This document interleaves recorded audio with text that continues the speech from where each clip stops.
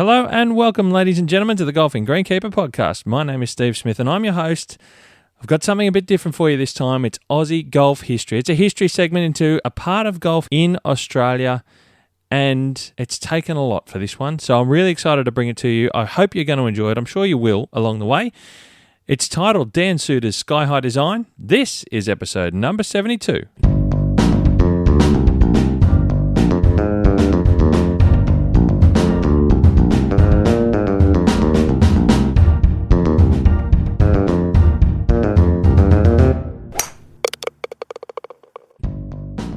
This story is centred around a golf course and begins at a time when golf was really emerging in Australia, working out if it was boom or bust for this Scottish sport in a newfound land. It's a great story of surprising history. Certainly it felt that way as well while I was researching into it. It's a story of endurance, of community and of family. It involves a host of Australian Open golf champions, some of whom became the biggest names in Australian golf, which you're going to find out.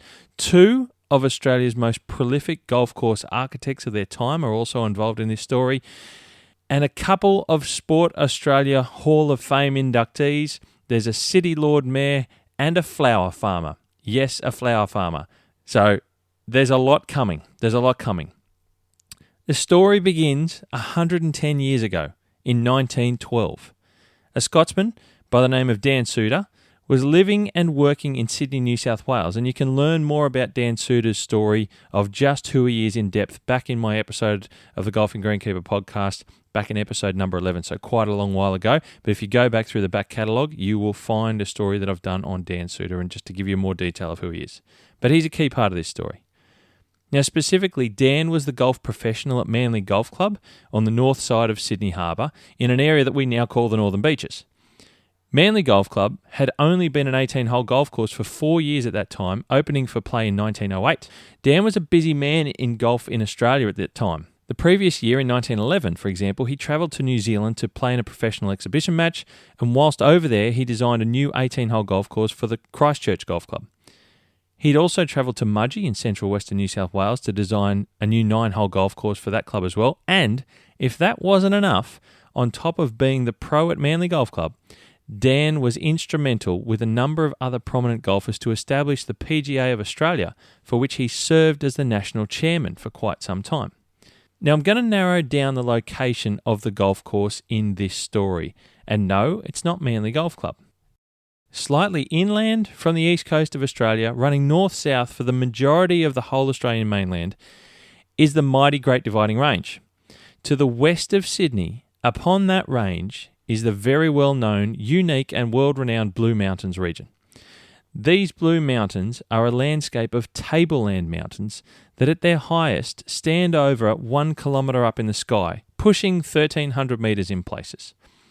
They're made of sandstone layers that over the eons of time, water from the many rivers has eroded these tablelands to reveal a rugged landscape of sheer cliffs and deep gorges. This landscape was so rugged that it was considered for a time impassable by the early colonial settlers of Australia. But once a passage was found, however, the Blue Mountains was opened up as a tourist destination, and later to those seeking the health benefits of the cool mountain air. Now, being so close to Sydney was what made the Blue Mountains, and pretty soon some people were beginning to make the Blue Mountains their home, and others, more wealthy, the location of their family summer holiday retreats to escape the Sydney heat. And this brings us to the story of Dan Soutar's Sky High design. The first golf club of the Blue Mountains began 10 years earlier than 1912, back in 1902, and was a course built in the small township of Lura, which began life known simply as the Blue Mountains Golf Club. Dan Soutar would work at the Blue Mountains Golf Club in 1909 for over 12 months in the role as manager and professional, and he would travel up and down the mountains via steam train, which was really the only reliable way to travel back then.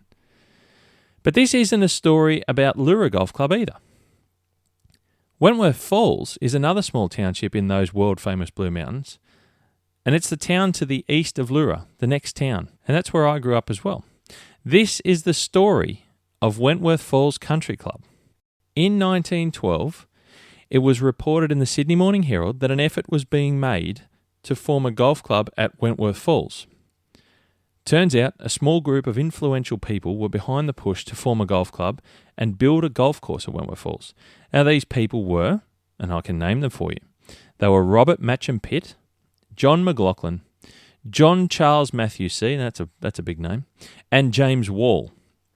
Now, it's important to understand who these guys were in order to get a feel for how this new golf club was going to be formed back then.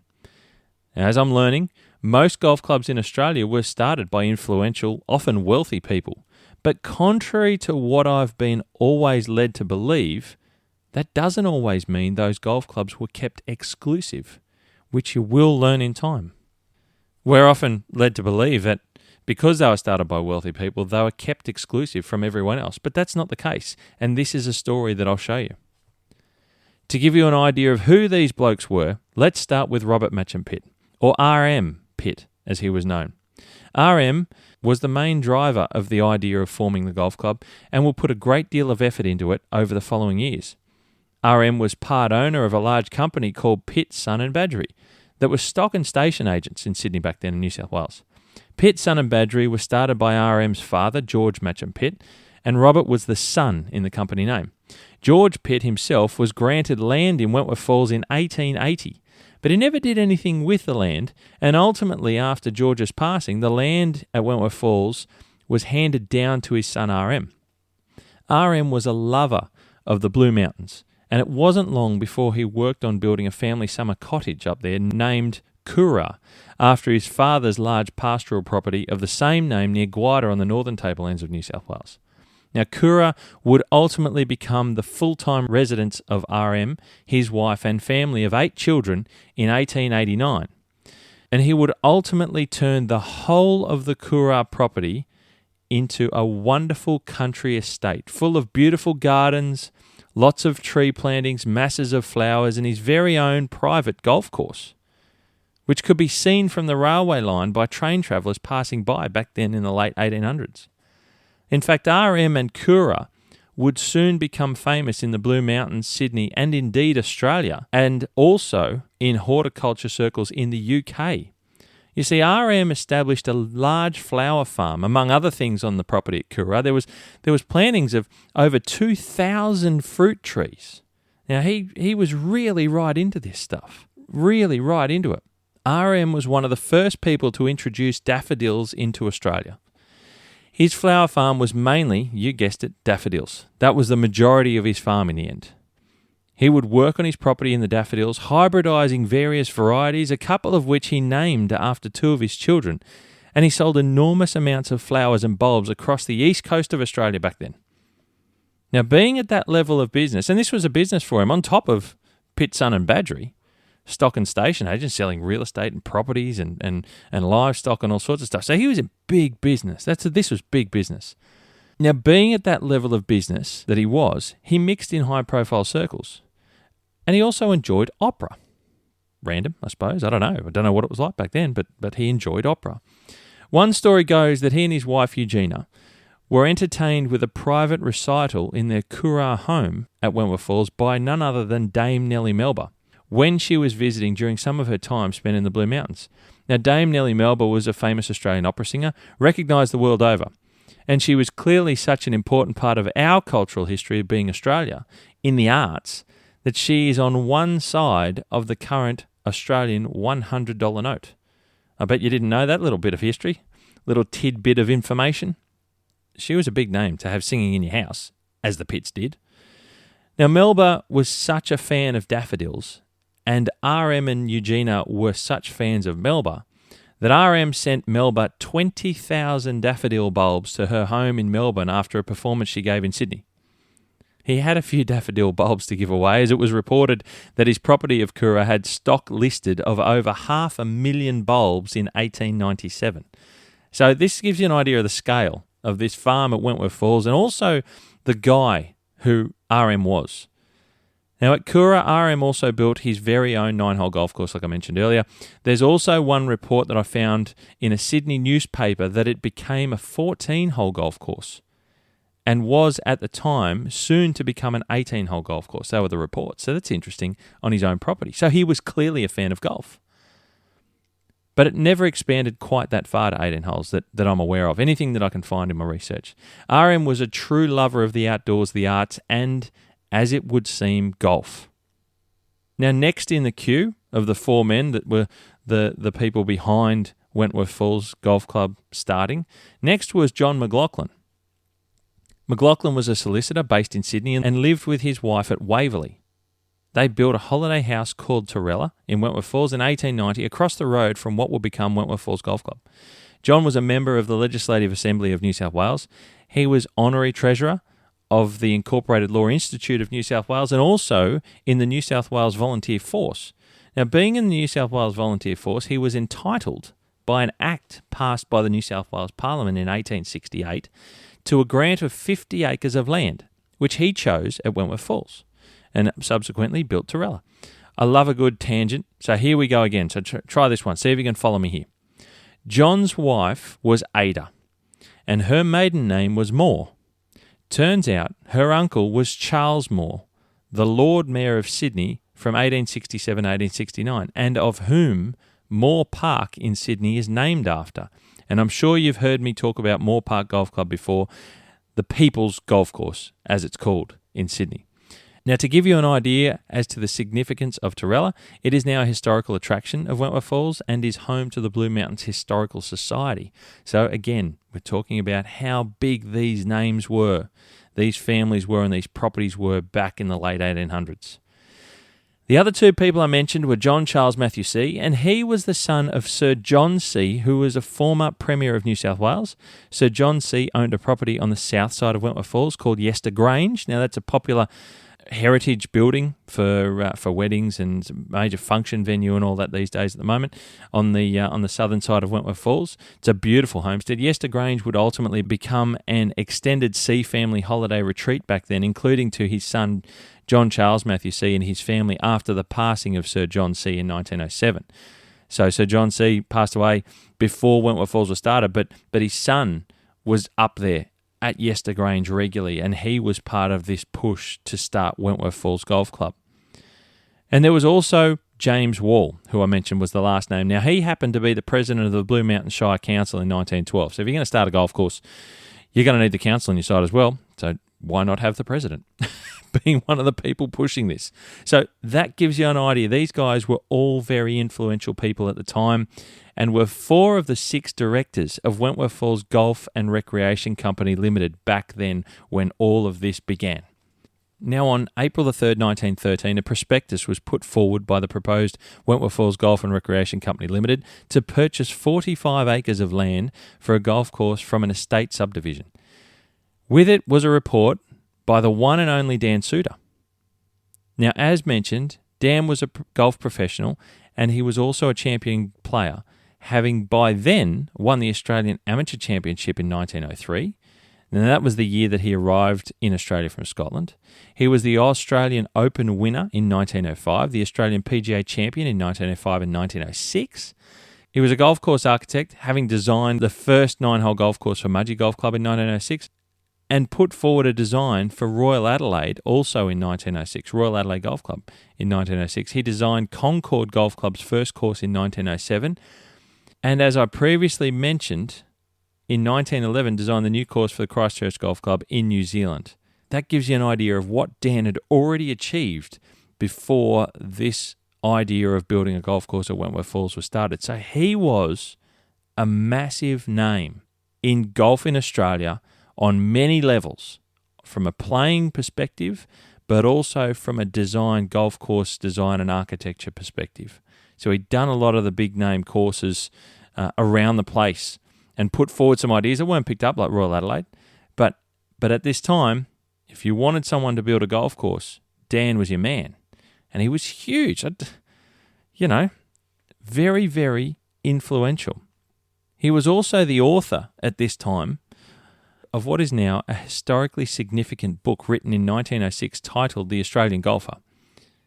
His report stated about the Wentworth Falls golf course that he was building and designing, and I quote, "This piece of ground is a bit on the small side for a championship course, is very well situated and is quite large enough for a first-class 9-hole holiday course. It is easily undulating and there are no steep pinches, so that every yard of country could be utilised for golf. The timber and scrub on this are not very heavy, and clearing would not be a very expensive matter. And, as the ground itself is mostly of a sandy nature, grass could be made to grow, provided the water supply is sufficient. And I understand from Mr. Rayner that a splendid supply can be got by sinking wells. I have made a rough draft of a course which works out at 2,200 yards, but, of course, that is only approximate, but would be a very good guide to the length of the course. I have no hesitation in saying that should you desire to put your course on this bit of country, provided you can stand the expense, that you would have a better course than the present Lura course, as the ground is more suitable owing to its sandy nature, and the greens and fairways would be well grassed, which is a decided advantage. Altogether, I think this would make a very good golf course. Signed, Dan Soutar. On June 6, 1913, in the Blue Mountains Echo, which was a Blue Mountains newspaper back then, there was an article titled, "Hey Caddy," and I quote for you. "The golf links are still going strong, and it is expected that the public tenders will be called early next week for the necessary clearing of the fairways." So clearly they were ready to rock and roll. Still quote, "On Thursday last, Mr. D.G. Soutar, the golfing expert employed by the Wentworth Falls Golf Links Company, took a run-up on a taxi from Sydney, accompanied by 3 other devotees of the game.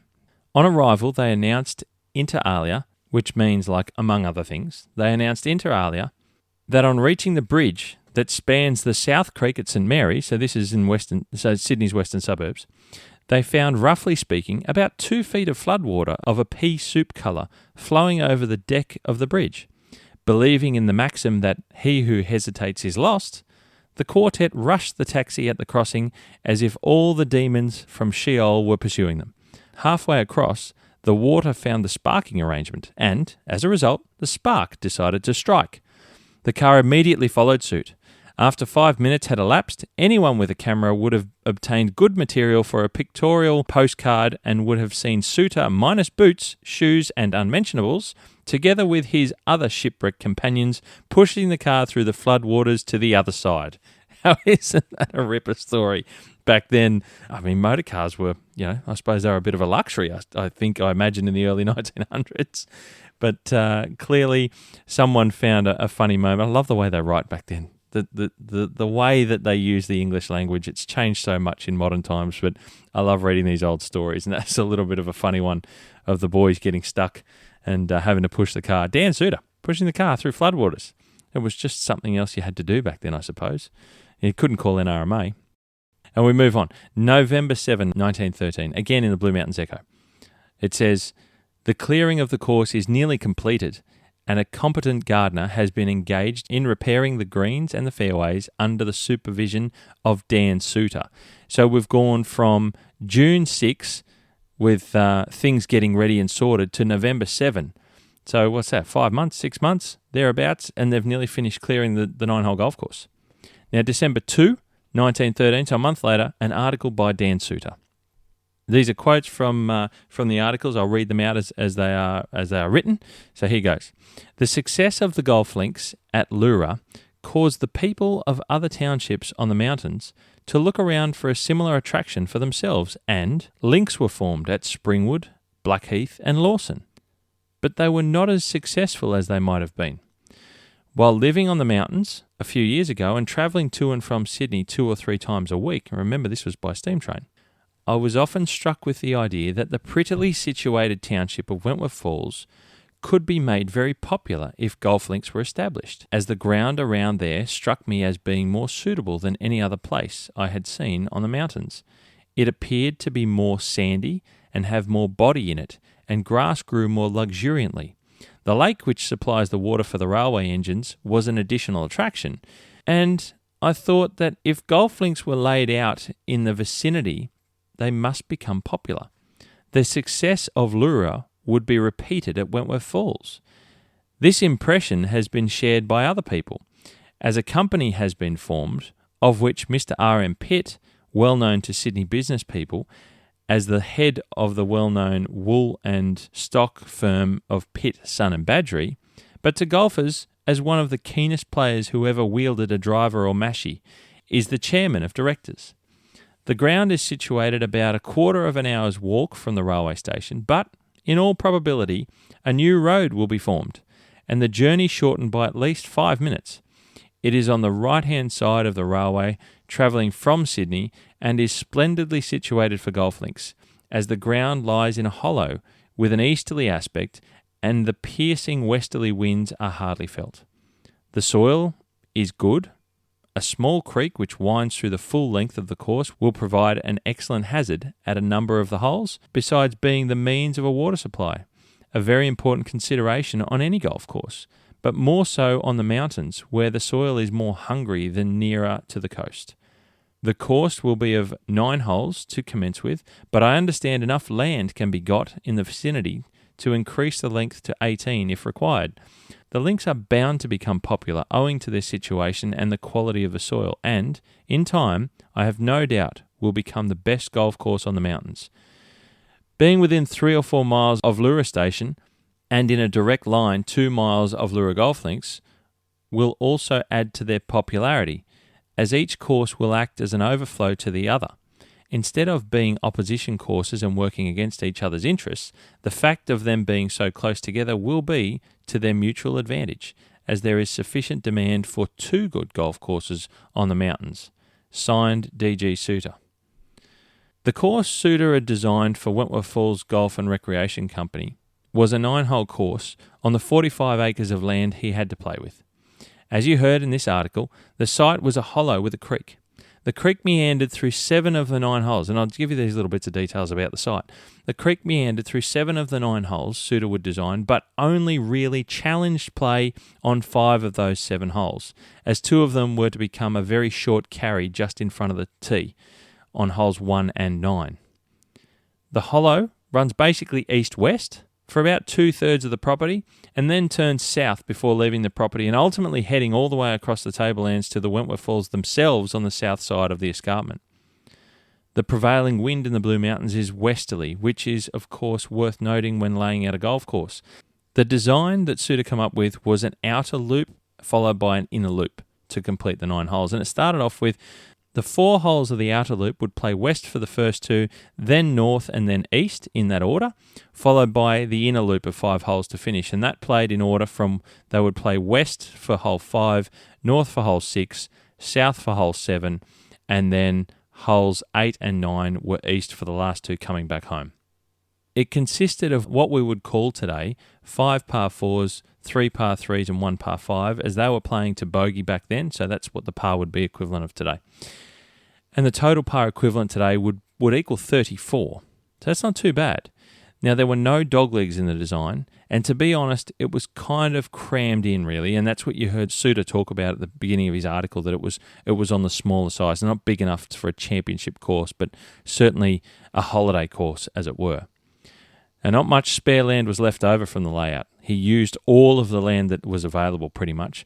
Now, the green complexes were quite simple by today's standards, although the one feature that I found that Soutar used the most was the steep slopes on the putting surfaces. And I believe that the 9 greens that were originally built, 6 of them are in use today. They are characterized with either a slope on the whole plane of the green, for example, back to front, or right to left, or left to right, and just that one slope in direction. Or they had a flattish part at the back and a steep sloping front half towards the fairway. And that was kind of the way that Soutar would build the green surfaces and the types of greens themselves. That's what I found that he did back then. On December 6, 1913, the Sydney Morning Herald has an article stating, reports that the links are well advanced and there is no reason why they should not be opened as arranged on anniversary day, January 26. Now, being obviously 1914, the following month, and that's they're talking about is basically what we call Australia Day today. Well, doing some more reading, I found that both Pitt and McLaughlin were scheduled for the sales of their respective subdivisions on the Easter long weekend in March 1914. Reasonably timely, one might suggest. I've got absolutely no doubt that this was an end goal for these blokes, to boost the sales of their subdivision on the back of the golf course opening and fanfare. So they wanted to push for a golf course, but these guys were businessmen. They owned enough land and they were doing subdivisions locally to the golf course. It's a bit what we see today, isn't it, in a lot of places? So nothing's changed in a lot of the business models. So Pitt and McLaughlin had land, were doing subdivisions to sell land coinciding with the recent opening of the golf course so they could make money. Interesting. This was over 100 years ago. Not much has changed sometimes. Now, on February 20, 1914, a newspaper article in the Blue Mountain Echo states that work on the new golf links is progressing well and the turf on the various greens is shooting nicely. The fairways are in good trim and all the stone having been raked off and carted away. Soutar visited during the week saying that he was highly satisfied with the work. So things were progressing. March 21, 1914, an annual report states that the course would be ready for play, but they were experiencing a long dry spell, which in their opinion made it impossible to continue turfing the greens. They were, however, starting to sell blocks of land along the boundary of what is today the third hole, and they were taking competitive designs for the clubhouse at this point, so things were progressing reasonably quickly. Now, in July 1914, World War I breaks out. This would have no doubt put a slowdown on the works at the golf course, and we wouldn't hear about anything more until nearly 12 months passes by. The war really did have an effect. February 28, 1915, it was reported in the club's second annual report that plenty of work has now been done to the golf course due to good summer weather. The greens were receiving good treatment under the personal supervision of a practical player, Mr. Black. Black was the first keeper of the greens at Wentworth Falls Golf Club, and also the first person engaged to man the shop for golfers. The club also purchased a horse and dray to keep up the pace of completing the final works of the course, and the club also had 62 head of sheep to graze over the play areas to keep the grass short. Antique mower back then, they were using sheep. This was not uncommon for places of history. Old golf courses, historical golf courses back then, sheep were used to just graze and keep the grass down. That was what they did. Now, Easter long weekend in 1915 was a big deal for Wentworth Falls Golf Club. The foundation stone was being laid as the clubhouse construction had commenced and the golf course was finally opened. And to celebrate that, there was a professionals exhibition match played on the barely ready but finally open golf course by none other than Dan Soutar, who was the professional at Manly Golf Club, Joe Kirkwood, who was a professional at Manly Golf Club, Charlie Campbell, the professional at Lura Golf Club, and Fred Popplewell, the professional at the Australian Golf Club. It was a 36-hole team match play with the two Manly pros of Soutar and Kirkwood versing the pros of Campbell and Popplewell. Soutar and Kirkwood would be victors of the day, winning by just 5 strokes. These four were some of the best players in Australia at the time. These are some big names, guys. Big names. Now I'm going to run through just how big they were and just who they were. So Soutar, as we know, was winner of the Australian Amateur in 1903 and then won all manner of Aussie major events, including the Australian Open, the PGA, etc. Joe Kirkwood, if you're not sure who Joe was. It should be noted in 1915 that Joe was 18 years old. Okay? Now, Joe would take Australian golf and show the world that we were great at the game. He went off to Europe in time and the USA in the early 1920s to compete, but not before winning both the Australian Open and New Zealand Opens in 1920, and also competed at all of the majors, being the Masters, the PGA Championship, the US Open, and the Open Championship. He also, so this guy could play golf, and that was in his early part of his career, that he was at the opening of Wentworth Falls. He also became one of the biggest exhibition golfers, travelling the world doing trick shot shows, exhibition matches, not only live, but also in time on television when television became popular. So Joe Kirkwood was a big name as well. Soutar was a big name. Charlie Campbell would go on to win the Australian Open in 1922 and the Australian Professional Tournament, which was the Australian PGA, twice. So he was a big name, and he was the professional at Lura Golf Club. Fred Popplewell won the 1925 Australian Open and competed in the 1926 Open Championship. So he was big as well. These four guys were at the opening of Wentworth Falls Golf Club in 1915 for the first exhibition match. That's monumental. These are the biggest names in golf in the early 1900s. And they were there at the opening of Wentworth Falls, playing in an exhibition match. So Soutar had some pull. He could draw a group of people together, some big names, and help with the opening. Big deal. Just saying. On February 19, 1916, the Sydney Morning Herald reported that Wentworth Falls Golf Club had officially opened, including their new clubhouse, which was 2 stories and was fully residential. It could accommodate nearly 50 visitors.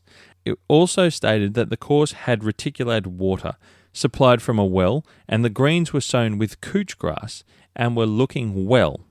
That's pretty good. Now, couch, for back then for greens in the Blue Mountains, we'd probably look at that and go, that's weird. It's very odd. But I'm guessing that they probably did that because there was difficulties with water supply. Even though it said they had reticulated water, they probably were working on the fact that it was going to be the tougher variety of grass potentially on the greens, and it was able to deal with the heat in summertime and probably not having an abundance of water, but they had water, just not enough water maybe. Not sure, but my guess is that's why couch was put down on the greens, to deal a little bit better with a little bit less water than you would ultimately have potentially somewhere being closer to the city, for example. And remember, this was a long way from Sydney. Now, accommodation had been made for a professional club maker at the club, as the article goes on to say, and 2 lawn tennis courts were being built, and plans were in the making for a bowling green. They were really, really looking to make Wentworth Falls a big country club, in my opinion. This is the sort of stuff of Royal Sydney happening in the Blue Mountains. At Wentworth Falls, no less. So there were big grand plans here. This was going to be something huge. And indeed, they'd already created something huge. Now it was just about telling the world, or certainly telling Sydney anyway. November 29, 1916, the referee in Sydney reported that the course had been closed by the directors of the club so that the fairway grasses could have more time to be established. The report says that, and I quote, "Golfers can rest assured that nothing is being overlooked to make the course the best outside Sydney." End quote. The seed planted on the fairways consisted of 6 different kinds, with couch as the principal, and in time would be of splendid order, as they put it, as the soil is very good for grass. It goes on to talk about the fact that both Lura and Wentworth Falls are close together, which will work in their favour and not a disadvantage in attracting golfers to the region because they will have 2 courses to play. Isn't that what we see? The Bandons of the world, the Barnbugles of the world. You know, it's about having more choice, more options. You go away and play for a period of time and you enjoy a couple of different places to play. They were doing it back then here in the Blue Mountains. Interesting. Reported on the 21st of March in 1917, so we've gone another 5 months, and this is in the Sydney Morning Herald again. On April 14 and 15, Carnegie Clark from Royal Sydney, he was a professional at Royal Sydney, Dan Soutar, the professional from Manly, Fred Popplewell, the professional from the Australian in Sydney, and Charlie Campbell, the professional from Lura, were to play an exhibition match at Wentworth Falls, and all proceeds would go to the War Chest Fund. This fund, under the banner of the Australian Comforts Fund, was basically a charity fund where civilians could donate money that would go towards the war efforts, supporting the soldiers with things like special clothing and food services, and also other charities like the Red Cross. So it was a bit of a deal. Have it at Wentworth Falls. Wentworth Falls was really on the map in golf. It was one of the best places to play golf, to put exhibition matches on. They really were driving, and this is no doubt from the background. This is from RM Pitt. This is from McLaughlin, to really drive eyes, people, get professionals there. Let's get more people there. Let's build this golf club and let's build the popularity of this place. Big deal. That was 1917. club had been open for only a couple of years. In 1918, we saw John McLaughlin pass away, and his son would then start to be involved in the club. Now, reported on the 2nd of May 1919, Ernest Banks, who was specially brought out by Sir Robert Lucas Tooth to lay out and supervise the construction of the Kamarooka course, has been appointed professional and secretary to the Wentworth Falls Golf Club. The course is beautifully laid out, but a resident professional was badly needed. Nobody should be able to supervise the course better than Banks, who is also an excellent club maker. I judge from some of the work I have seen of his, which is very good indeed. Reported on the 2nd of January 1920, Ernest Banks, who has had a very large experience in the best methods of course architecture and greenkeeping, has been attached to the club for some time, during which he has made very marked improvements. The second green has been built up, which it badly needed. So there's a little bit of architectural stuff happening, a little bit of influence happening at Wentworth Falls from the resident professional and Banks. You can go back to episode 20 in the back catalogue of the Golf and Greenkeeper podcast to find out, and I did an Aussie golf history segment on Ernest Banks, so you can hear about his story. But he was being involved and doing some work architecturally for the golf course. Wanted to do a little bit of improvements. Now, Easter 1920. Another exhibition match was held at Wentworth Falls Golf Club, but this time it was between Tom Howard and Ernest Banks and Eric Apperly and Charlie Campbell. Now, Howard and Apperly were considered at the time the leading amateurs of New South Wales. They would both go on to become two great golfers in Australian history, and also both would do design work on golf courses as well. Apperly, certainly much more famous than Howard in this regard. Tom Howard, that is. So we're having these events, multiple events of some of the biggest names in Australian golf at Wentworth Falls. How bizarre. How intriguing. How interesting. I still can't believe it. The more I dig up this stuff, the more I was researching it, the bigger the names were that came out. May 1920, a professional competition was held at Wentworth Falls Golf Club, which was battled out between a stack of the best pros in the state and indeed the country. Ernest Banks and Charlie Campbell, of course, Dan Soutar, all of the Clark brothers, Carnegie, Walter and Reg, Fred Popplewell, Arthur East of Concord. I mean, the list just goes on. You go back into the history of Australian golf in the Australian Opens and the PGAs, you're going to see all of these names. Here they are playing at Wentworth Falls. This is insane. The event that day in 1920 was won by Charlie Campbell, and the runner-up was Dan Soutar. Now, following the event was a long drive competition. Oh, God forbid, long drive. Don't talk about long drive comps and Bryson DeChambeau. We all can't stand talking about that, can we? Too much to take on. Well, they did it back then. This is 1920. It's 102 years ago. 102 years ago, a long drive comp was held after the event, and it was won by Ernest Banks, the Pommy. The Pommy won it over over the resident Aussies and the Scots that had come here as well. So there was probably a little bit of bragging rights around that one. So a little bit of fun had at Wentworth Falls. I just... Digging all this up, I cannot begin to tell you how blown away by the names of these people that are up in the Blue Mountains playing and competing, whether it be exhibition matches, competitions, professional comps, whatever. They're at Wentworth Falls Golf Club. Just mind-blowing. On the 23rd of November in 1920, Ernest Banks and his wife Lily had left Australia to manage a hotel in Rabaul in PNG, Papua New Guinea. It was reported on December 24 that they will be much missed at the club, and the club wishes them well in their new home. So they clearly had an impact on the club, Ernest Banks and his wife. Now, I want to give you a bit of an idea of some of the people that were involved. We've talked about R.M. Pitt and John McLaughlin and John Charles Matthew C., the son of the Premier, and James Wall, the president of the council. There are other people involved in the club. In the late 1920s, the club had an event called the Coot Shield, which was an inter-club event played every year between some of the clubs in the Blue Mountains. The Coot Shield was sponsored by Mr. Coot, obviously, family name, Mr. Coot. Now, Mr. Coot just happened to be a Blue Mountains local and one half of the original founders of the Angus and Coot Jewellers, which I'm sure we've all heard of in Australia. It's a large jewellery chain in Australia. So there you go. He was a local in the mountains, sponsored events in 1920 down at Wentworth Falls. Sure, no worries. Thanks, Coot. Cheers, mate. just another one of the influential people involved in the club. I'm just trying to build. I was trying to get my head around just how big this golf club was and the people that were involved. It's monumental. To get half of the field of professionals from the Australian Men's Open to play in an exhibition match or just a professional event at Wentworth Falls is 100 kilometres from Sydney. That takes a lot of effort. People don't just do that by chance. So they were going around, they were competing, they were earning money.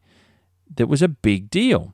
So during the 1920s, the club went about acquiring more land with the goal of extending the course to a full 18-hole layout, of which, for the new holes, the club would seek the services of Dan Soutar again, this time in 1923. They purchased 2 more blocks of land further to the west and southwest than their original home block, if you like to call it that way, and these blocks were dissected by roads. In 1929, the Great Depression would hit, and this again would put a big slowdown on the new work that had been started, a bit like what World War I did originally building the golf course. So building the new holes for the expansion of the course to make it 18 holes really took a backward step as the Great Depression came in. And we fast forward 5 years to 1934, and that's when the completion would occur for the 18-hole layout.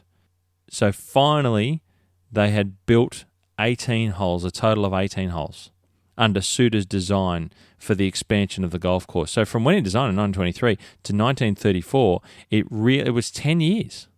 Long time. But the Depression put a slowdown and added probably 5 more years. So Dan's new 18-hole layout that he designed was routed as follows. It started still on what was the first and then the second, as it has always been on that front paddock, the eastern paddock.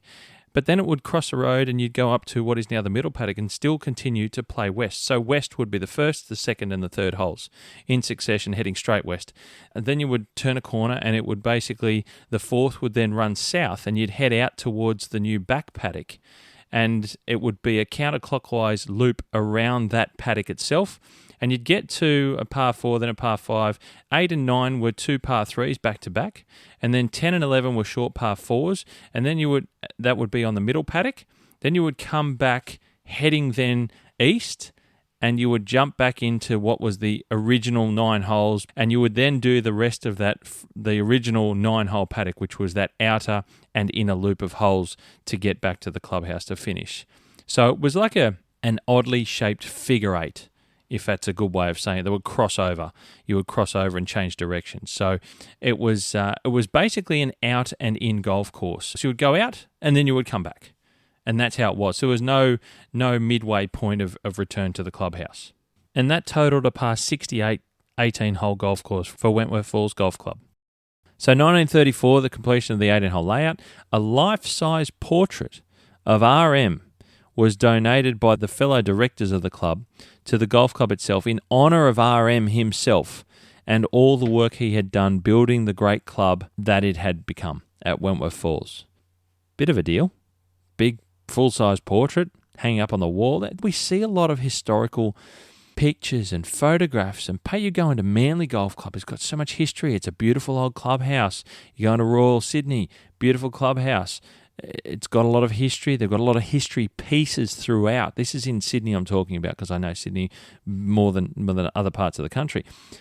Wentworth Falls was doing the same thing back in the early 1900s, up to, where are we, 1934.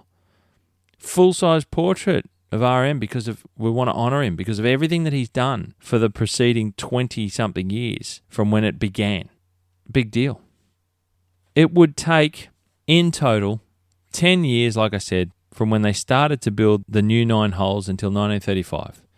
And the Sydney Morning Herald reported that the club had been carrying out considerable work to the course and there were now 18 holes at Wentworth Falls Golf Club. The club had also purchased a house on the opposite corner of the club and converted it into a bachelor's quarters for more accommodation. This would give the golf club accommodation for nearly 70 visitors to stay at the course. The original clubhouse was a 2-story one. You heard me mention it before. It could house 50 people. They bought the house across the road, turned it into a bachelor's quarters for more accommodation, could take another 20. So you could have 70-odd people staying on site. That's what they needed to have. It was a remote golf course in the beautiful Blue Mountains, away from Sydney, up in the sky. Elevated, beautiful, crisp, cool air. The health benefits that they talked about, I know, and reading some of this stuff as well, of being so. Well, this was like a big country club. They were building this massive golf course out of Sydney that you could travel to play golf, and there was another golf course up the road in Lura. And clearly, it was a very beautiful region. And Pitt saw something in that, and he got the guys together, and they pushed. They got some of the best people in the country in golf, and they got some of the best players in the country in golf, and they played and they showed off. And they were showing off the sport, as we heard earlier on. Pitt loved golf. Now, RM Pitt would not get to see the final part of Wentworth Falls Golf Club, being that the opening of the full 18-hole golf course, because on September 30, 1935, at the age of 86, RM passed away only days after falling ill. They'd finished building the 18 holes, but they weren't open for play yet. So the Sydney Morning Herald reported that it was finished and it was built. But they hadn't officially grown it all in yet and had it open. It was only the year before that the club donated this life-size portrait of him to the club in honour of what he'd done. But he didn't quite make it. Passed away before it was officially opened.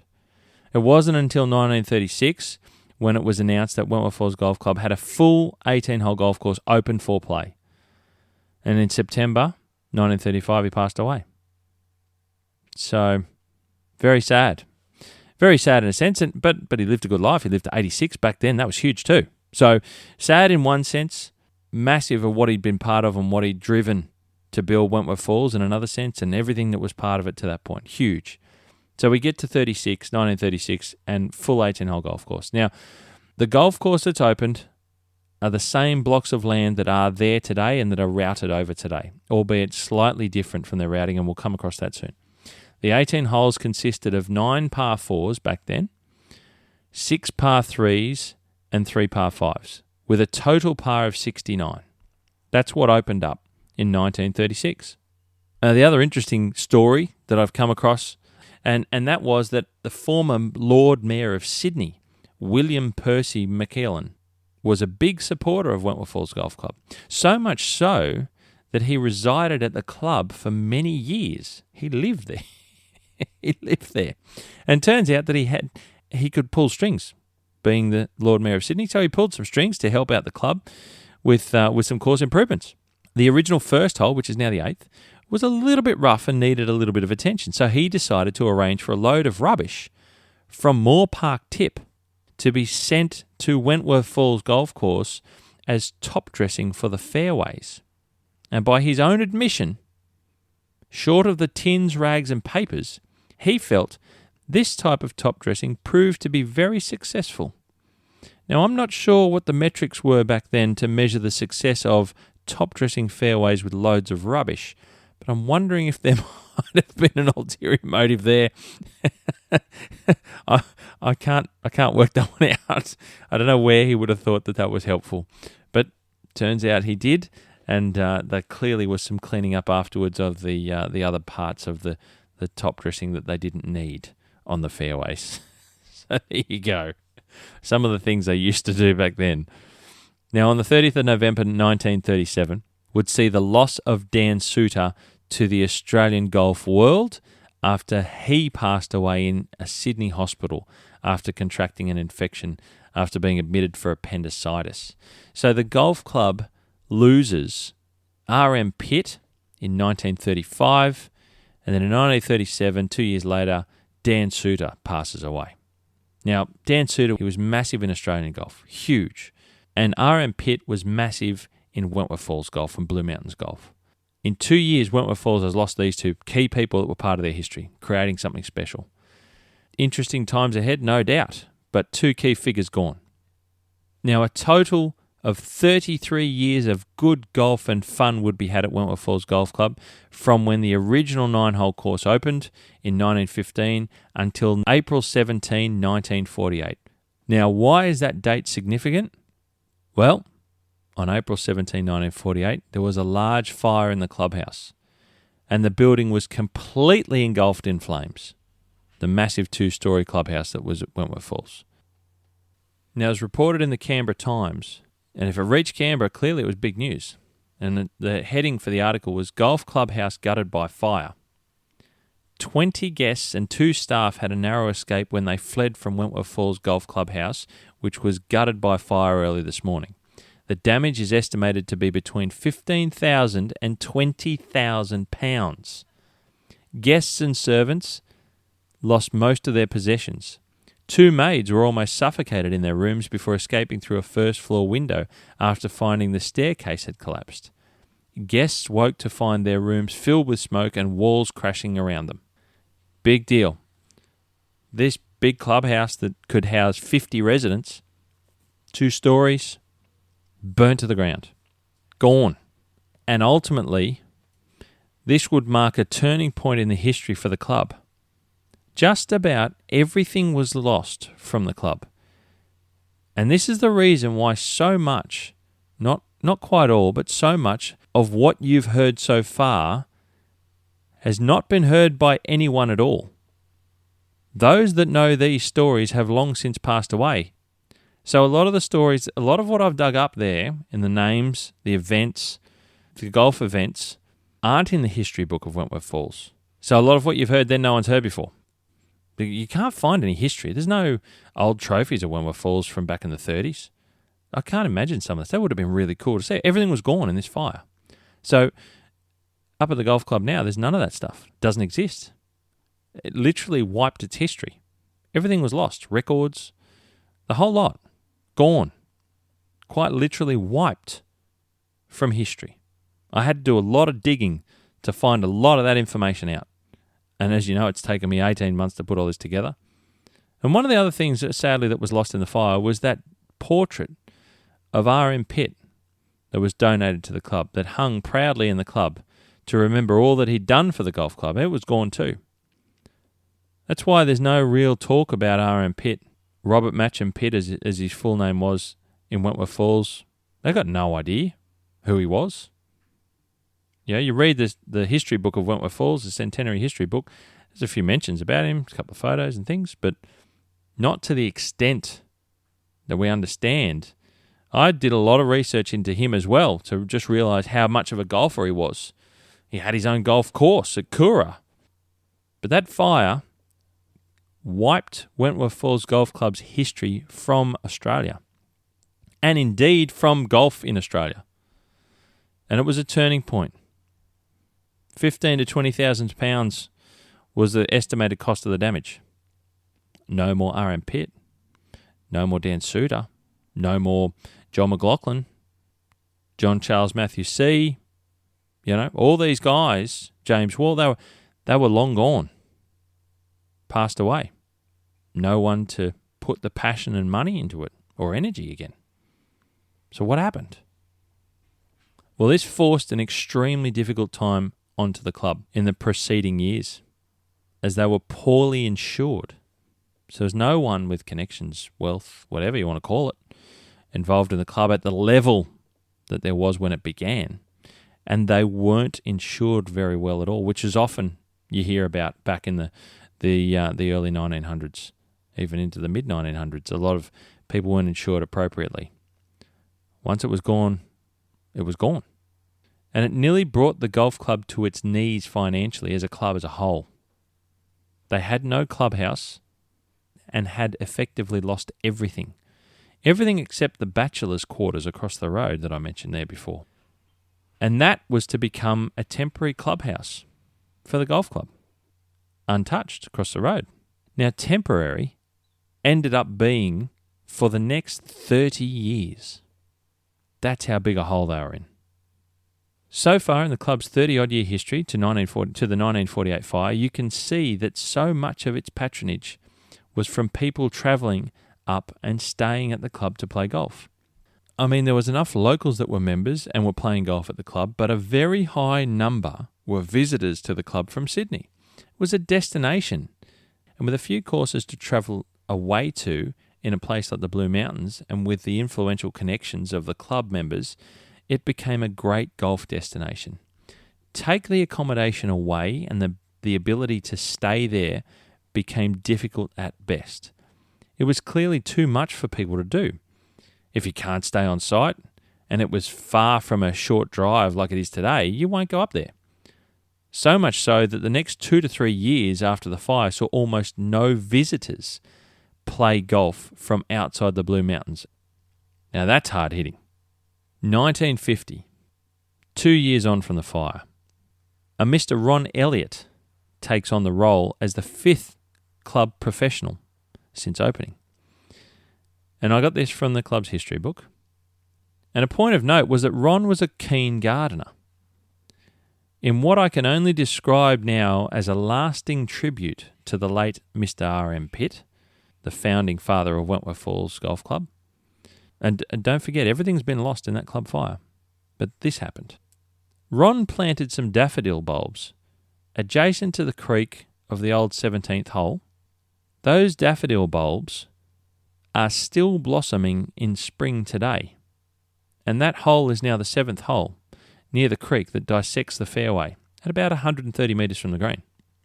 I was trying to find this information out, and now I have. This took some research. Those daffodil bulbs that the professional at the time, Ron Elliott, planted, were taken from the Blue Mountains Grammar School. And by chance, those daffodils from the grammar school are the remaining bulbs from R.M. Pitt's daffodil farm that he had at his old Coorah property. Now, Coorah property was sold in time after R.M. passed away and kids didn't want it, passed on, and eventually the private school bought it, turned it into the Blue Mountains Grammar School. So Ron gets the bulbs from the school, which are the remaining daffodils from R.M.'s farm, and plants them near the creek, and they're still blossoming there today. A lasting and fitting tribute to R.M. Pitt, which is still in the ground there, coming out every spring. No one knows that at all, but they do now. No one knows that those daffodil bulbs that pop up every spring by the 7th Creek of Wentworth Falls are those very bulbs from Pitt's farm, his flower farm that he grew.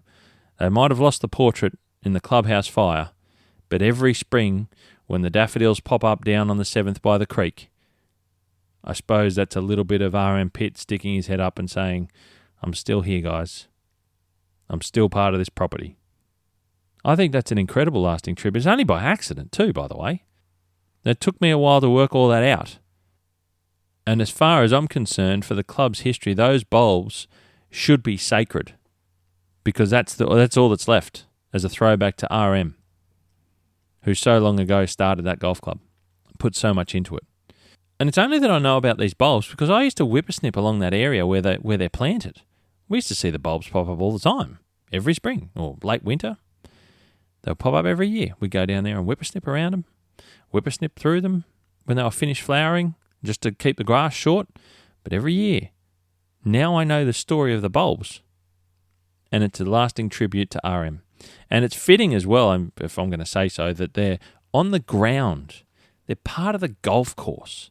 They're not a picture up in the clubhouse. So that's great, and it's sad that they lost that one in the fire. But it's part of the golf course, the ever-changing seasons of the Blue Mountains.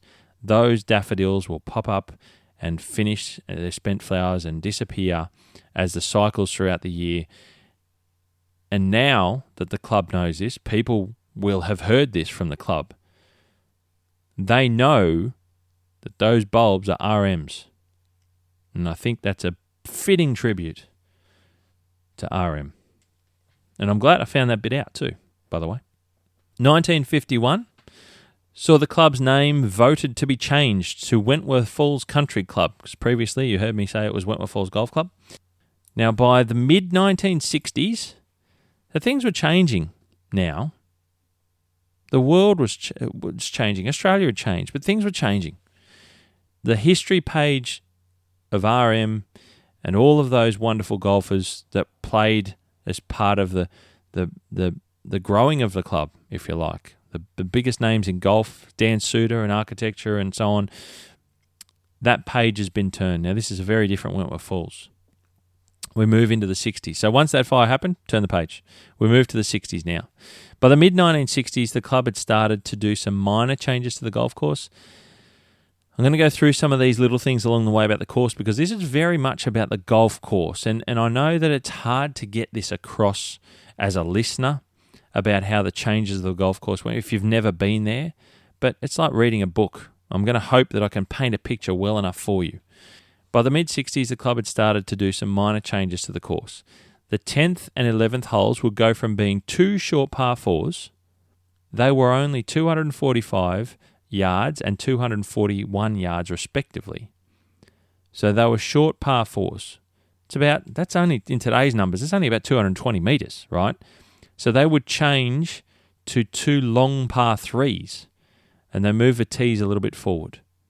Now, this gave the golf course a total of 8 par 3s, 4 of which were in succession, being 8, 9, 10 and 11. And that would obviously bring the par down from 68 to 66. Interesting play by the golf club. Clearly, technology was starting to make an impact into how the course was played, and I somehow doubt that a par 66 would have been considered challenging enough back then. So, balls were going further, clubs were hitting them further. The par 4s were not really, they were par 3.5s, I suppose. And with some clever architecture, they probably could have been good short par 4s, but they didn't. Instead, the club, from all accounts and everything that I've looked into, this is a change they made themselves. Didn't get any architects in. They dropped the holes to par 3s, dropped the par from 68 to 66. Now also, new courses were popping up all over the place in and around Sydney, and now the mountains seem slightly less inviting as a holiday destination like they once were 40 years earlier, and were catering more and more for the local residents that permanently lived up there than for travelling golfers. It was a bit of a different time, different clientele for the club, dealing more with members rather than travelling visitors, people who played the Royal Sydneys of the world, the New South Wales golf clubs of the world, the Manleys of the world. You know, these are all connected back then in the early 1900s when Wentworth Falls was built by the pros that were coming up and playing. Exhibition matches, people coming up to see them. Let's go and play Wentworth Falls. I just watched an event the other day with Popplewell, Kirkwood, Soutar and, Campbell and Apperly and Howard and, Jesus, bloody hell, talk about the names. Let's go and play Wentworth Falls. All that's been gone and forgotten. Technology's changed the way they're playing golf by the 60s, so changed the course to suit. But I don't know that they did it for the better, because it looked like they were just not really getting the right people involved in the club again. I don't hear about any names here from architecture circles to deal with the club, changing nature of golf. They did it on their own, to their detriment, in my opinion, at the time. 1966 saw the implementation of an irrigation system and construction of a dam for water storage.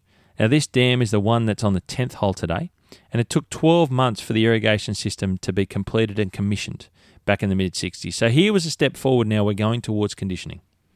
For better or worse, it's part of the expectation of golf courses. So the club had taken this step. 1966 was also a year where a young 7-year-old girl by the name of Edwina Kennedy would join the golf club as a junior.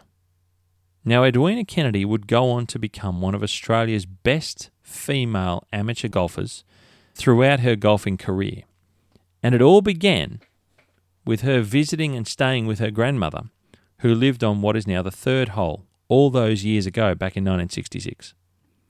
Now, a bit of Edwina's golfing prowess to run through with you. In 1973, at the ripe old age of 14, Edwina won the Wentworth Falls Country Club Mixed Foursomes Championships. 14 years old, won a club championships. I don't care who you are. That is impressive. But it was a club event. Big wow in itself, really, though. 2 years later, in 1975, Edwina would win her first national title, the Australian Foursomes.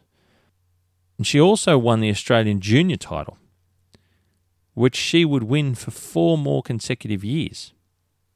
Clearly, Edwina knew how to play golf. Very talented, very talented golfer. In 1978, Edwina became the first and is still the only Australian to win the British Women's Amateur Championships, which was played at Notts Golf Club in England. And in the same year, was a member of the first Australian team to win the Women's World Amateur Team Championship. I didn't know anything about this stuff. She was one of the best we've ever had.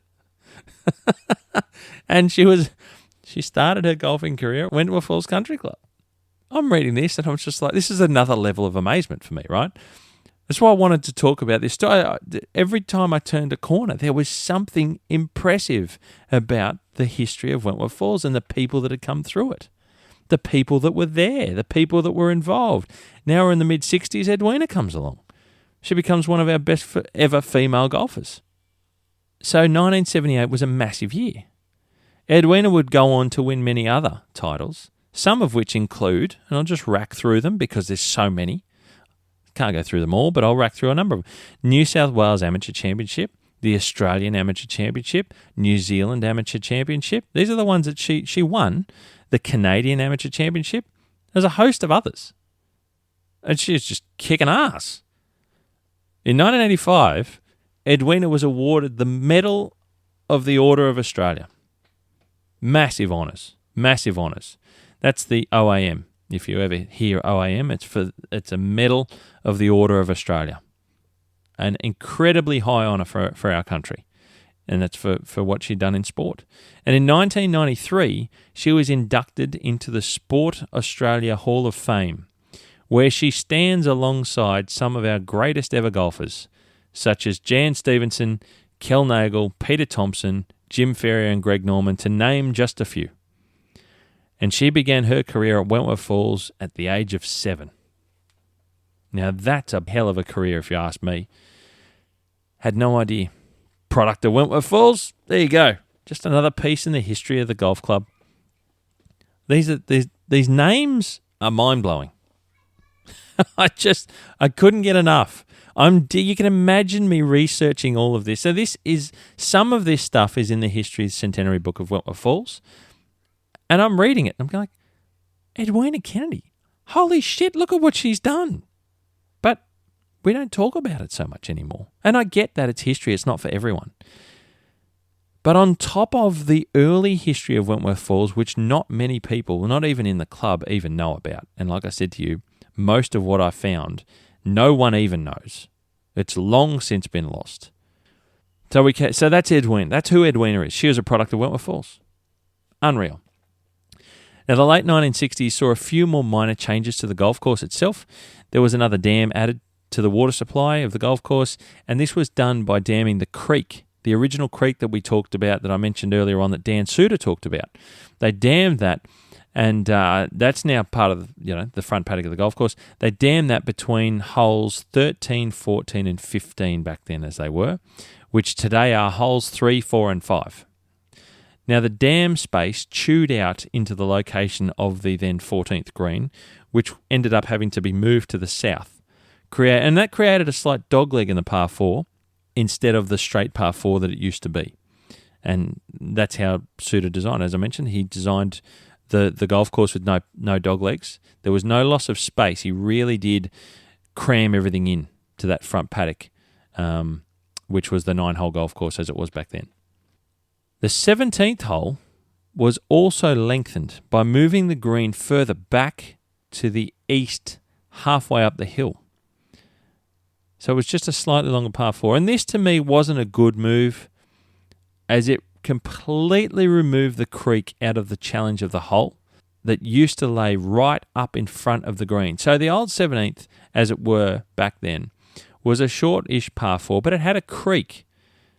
This creek that was the feature of the golf course, that creek ran right across in front of the green. So you could hit a ball that was about 200 yards, and then you would have a shot of maybe 80 yards. Not even. But you had a creek right in front of the green, so you really had to be on. And it was a great little penultimate hole, effectively, for the golf course back then. And it had no bunkers, but that was what it had. It didn't need anything else. It had this wonderful little hazard right up against the green. Fantastic. And in all their wisdom in the late 60s, they decided to move the green further away from that and just take the whole creek right out of play. Didn't have anything to do with anything from that point on. And indeed, it still doesn't really today, which is a shame because the original short par 4 was an absolute ripper of a golf hole. So they'd taken it out. They moved the green. It removed the challenge from the hole. It made the hole longer. And this is the funny part about this period of technology that I'm finding. They made the short par 4s long par 3s, and they made this short par 4 a slightly longer par 4. It made it into a non-event. It was a much bigger challenge as a shorter hole. See if you can get your head around that, people, because most people will tell you the contrary to that, except for the good commentators. Now, like I said, I didn't think this was a good change. Clearly, this was probably just a meterage grab for the club and the golf course, as the course was quite short. So I'm guessing that was what they were grabbing at back then because it was easy to do. And let's get some meters as we can. Ill-advised, like I said, ill-advised. We moved to the early 1970s, which saw another young member of the club, a future sports star, but not in golf. You all probably know him as one of the best rugby union players to ever play for Australia. He was a former Australian Wallabies captain, and I'm talking about Nick Farr-Jones, who used to frequent the golf course. Now, I managed to get in touch with Nick, who was very generous with his time on the phone with me when I was researching for this podcast, and I thank Nick for his time. Nick used to visit Wentworth Falls with his family, as his grandparents' house was only a few doors up the road from the clubhouse. Nick and his brothers would often kick the footy around with a few other junior golfers at the time at the club. I believe it was near the car park area of the old clubhouse is where they used to sort of kick the footy around and play a bit of footy. And I will mention the other guys as they were most helpful also in researching for this podcast. And that is Al Horrocks, whose parents were heavily involved with the club and who himself would eventually become a greenkeeper of the golf course before moving on to be superintendent at Dubbo Golf Club for a very long time. And the other one that was a great deal of help as well in researching this was Peter Hansen, and his brothers were the guys playing footy. Peter's father was Ken Hansen, who was instrumental at the club, and I will be talking about him very soon. But all these young kids would play some footy at the golf club. And it sounds like it was a bit of the place to be, which I'm not sure you would hear about these types of things these days at all, at any golf club, I might add. Nick used to play quite a bit of golf at the club, and he told me of his very fond memories playing the golf course when he and his family would visit. Nick said he still has a soft spot for the township of Wentworth Falls and, of course, for the golf course itself. And I will have to be honest, when I heard Nick Farr-Jones tell me of his memories of the golf course, it kind of made me think a little more about what Wentworth Falls Country Club meant to me. And researching for this podcast, just how widely regarded and visited it was in its early days. And like I said, you hear Nick Farr-Jones growing up playing at Wentworth Falls.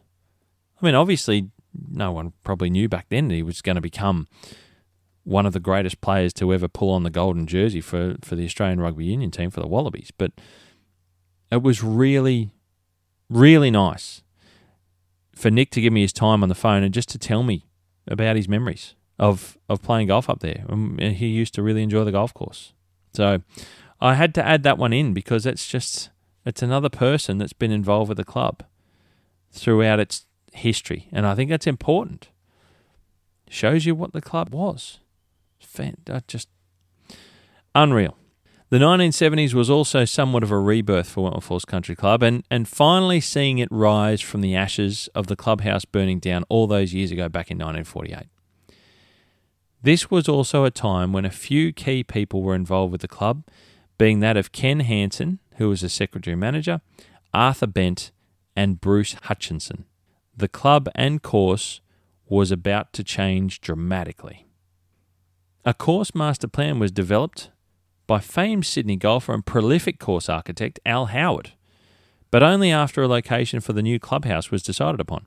Now, Al Howard was the son of Tom Howard. You heard me mention Tom before.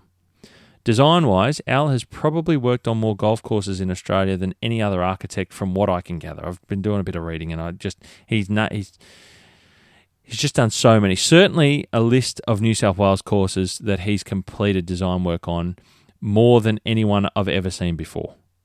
It's just phenomenal. And these aren't from brand new builds from scratch. These are, adjusting the golf courses, redesigning golf courses, redesigning golf holes. Lots of little works, also some big works around, because he redesigned a lot of this course here at Wentworth Falls. But he has done so much work, it's insane. And during this period in the 70s and 80s, Al Howard was one of the biggest names in Australian golf course architecture. He'd just done so much work. Wentworth Falls Country Club was looking into the future with a consideration of building a new clubhouse finally. It had only taken 30-odd years. But where to build it? Well, a new location which would ultimately require the golf course routing to be changed and holes modified. Ken Hansen was instrumental in finding the appropriate location for the new clubhouse, as he and captain at the time, Bruce Hutchinson, talked about changing the course routing to try and get a 2 loops of 9 layout. And they were talking about this during a round of golf, the story goes from Ken. And I thank Peter Hansen for this story as well, and the information that comes from this. Now, Ken recalls talking with Bruce, and I read this letter. Ken recalls talking with Bruce that he had a solution based on the clubhouse being on top of the hill, which is its present location, to the point where the story goes that the 2 men were up on the hill, roughly where they thought the clubhouse should be, and Ken climbed up a tree to get a view and see just what it would be like from an elevated clubhouse. And he was right, and the location was adopted by the golf club's members after they put it to a vote, where he climbed up a tree. In the end, it was a loop of 10 holes and 8 holes. Part of the process would require the sale of the land that the original clubhouse was built upon, that was now the car park, and the sale of the existing clubhouse itself once the move into the new clubhouse was completed. This was a big new page to turn, and in a kind of a roundabout way, it was almost as big as starting the golf club off itself. They were rebirthing the place, ushering it into a new era. 1974 saw the new clubhouse construction begin, and it was opened in 1976 by the president, Arthur Bent. Now, Arthur Bent was a valued member of the club and served in numerous boards. He was instrumental in incorporating Wentworth Falls Country Club and liquidating the old Wentworth Falls Golf and Recreation Company, the structure that they had set up. So he was changing it all and streamlining it all, and this was all part of this new rebirth of the club. He served many positions on the board of the club, all the way to becoming president in 1974, and his legacy to Wentworth Falls Country Club was the new clubhouse back then. Now, unfortunately, all this work Arthur had done, and unfortunately, Arthur Bent only got to experience what he had worked so hard for the club to build, being the new clubhouse. He only got to experience it for 6 months before his untimely death. And that was in the Granville train disaster. Now, the Granville train disaster is still today Australia's worst ever train accident. It occurred when the daily commuter train from Mount Victoria was on the regular trip to Sydney, when it derailed at Granville, hitting the supports of an overhead road bridge, which then collapsed onto 2 carriages, killing 83 people on the morning commute. They were all going to work. Arthur was one of those that died that day.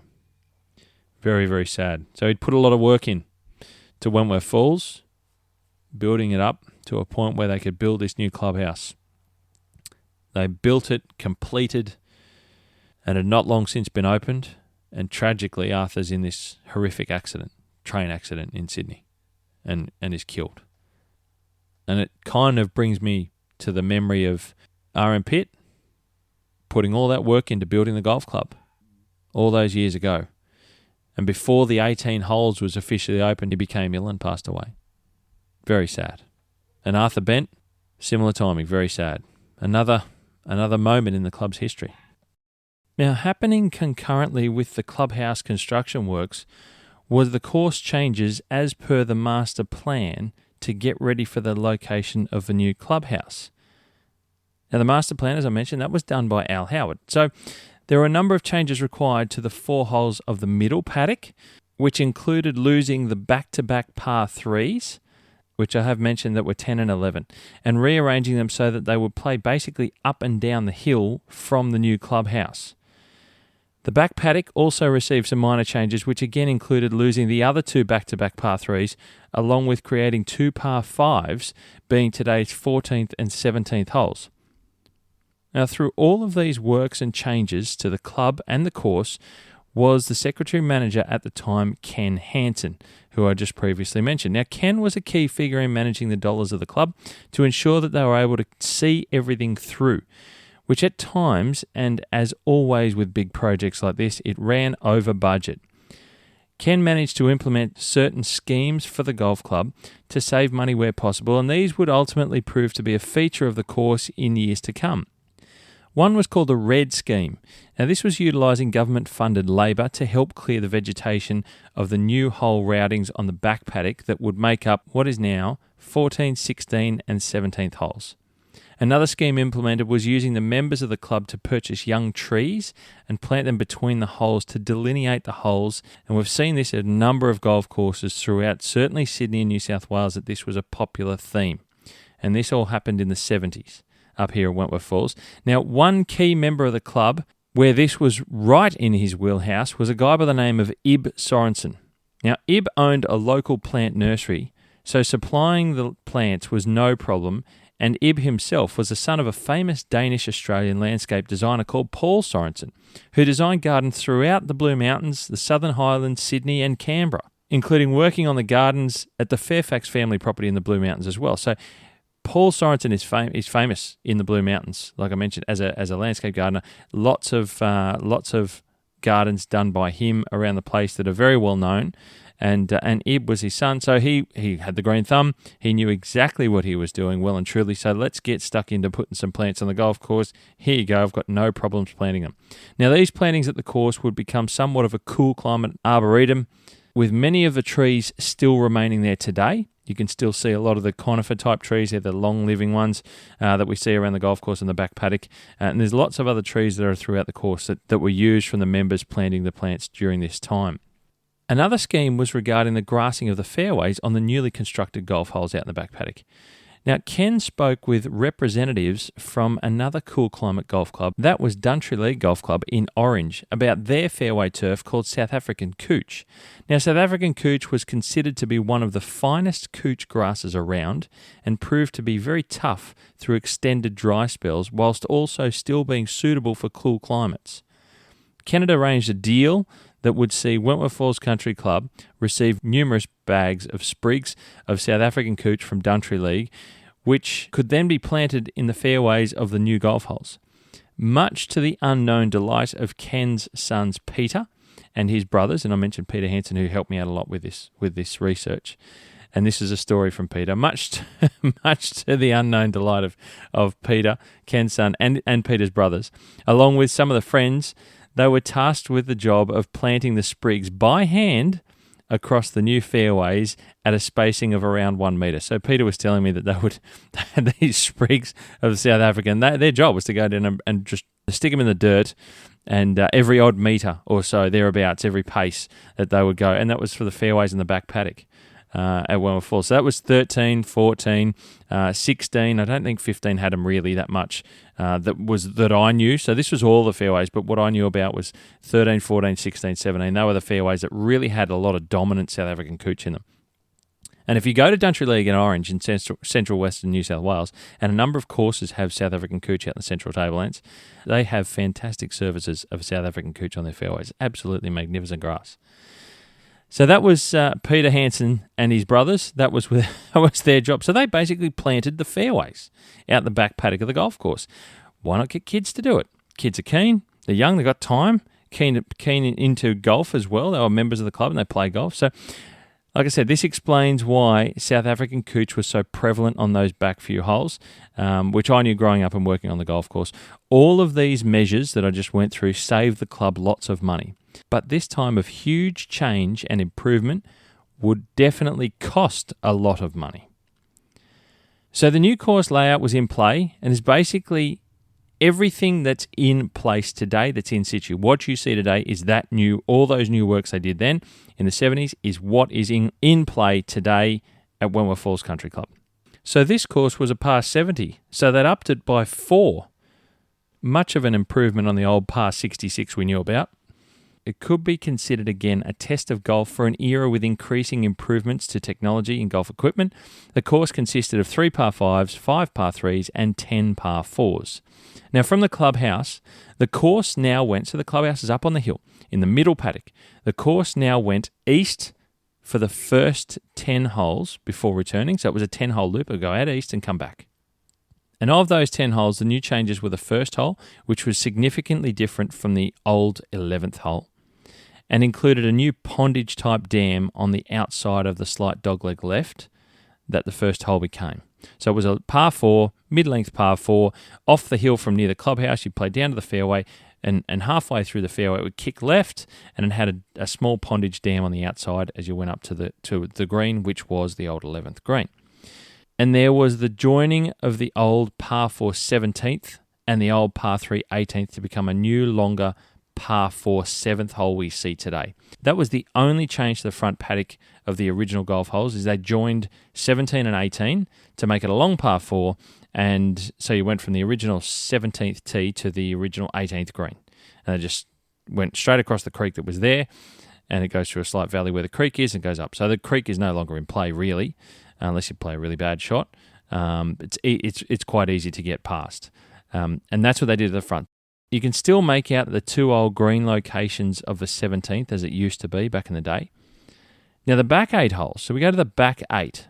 So this is 11 to 18. Now the back 8 holes went south from the new clubhouse on the hill and then over into the back paddock, where holes 11 through to 15, as they are numbered today, had been modified to some extent, and 3 new holes were created, being the new 16th, 17th, and 18th holes. So there was quite a few changes to the course in terms of the numbering, obviously, the full changing of the layout and the routing, in terms of the way the flow of the holes went. But the original front 9 holes were still in essence the same, and just joined 2 of them. And the back paddock, they created these new par 5s and new par 4s and things. So that's what you see today that's out there. That was all done through the 1970s. The next period of time, from the late 70s through to the 80s, was a time to enjoy the new areas of the club, being the new grand clubhouse and the new course layout. It was a time to allow everything to mature on the golf course. The back paddock was the biggest change, which now had beautiful trees as well that had been planted, and the South African cooch was growing in and spreading well to make silky fairways to play golf on. It's a beautiful grass when it's amazing. The golf course could now boast to being the longest course in the Blue Mountains and the only par 70 course in the Blue Mountains. These were points to boast about, as it was what was considered to be better than anything of lesser value. Frustratingly, these points are still believed to be what makes good golf by many players today, and is the cause of many problems when it comes to clubs tinkering and fidgeting with their courses. From this point on, it was full steam ahead for a rejuvenated Wentworth Falls Country Club. Now, I get frustrated by those points because I hear about these changes and I'm reading and discovering about these changes, and I hear them planting these plants, and that might have been considered great to do at the time. But it was a bare golf course, and they really had an opportunity to do something amazing. They didn't have a Dan Soutar, and they clearly didn't seek anything more from Al Howard after his routing. So I don't know what Al could have done. I know he's done a lot of work on a lot of golf courses, but they didn't do anything more than just get a routing plan, obviously. There was none of the detail in how to create a golf course and make a golf course a special place. And I think they missed an opportunity because it's you've heard that it's nice sandy earth soil up there. And there are pockets of heavy soil, but there's also really good pockets of sand on the golf course. Really open, sparse vegetation that still existed on a corner of the golf course in a nice triangle pocket between 14, 15 and 16 that's there today. There are pockets around there that could have been better utilised. They could have literally created, you could go and create something quite amazing up there if it wasn't for all these large trees that are there now, which you've got zero chance of getting rid of, in my opinion. And basically that's around councils. I've worked with that council up there for over 20 years, and I know how terrible they are. And I'm going to say it, they are terrible in terms of allowing vegetation management on a large scale. look at the difficulties of Royal Sydney at the moment, for example. And I know I'm getting off track here, but these are the things that they could have done. You can't even do that now, but these are the things that could have been done in time, and they didn't do it at Wentworth Falls. So they went it alone, and in time, it's created what's there today, but it's what's lessened the quality of the golf course because these decisions weren't made. They didn't get the best people to do the detail. They just went and did it themselves.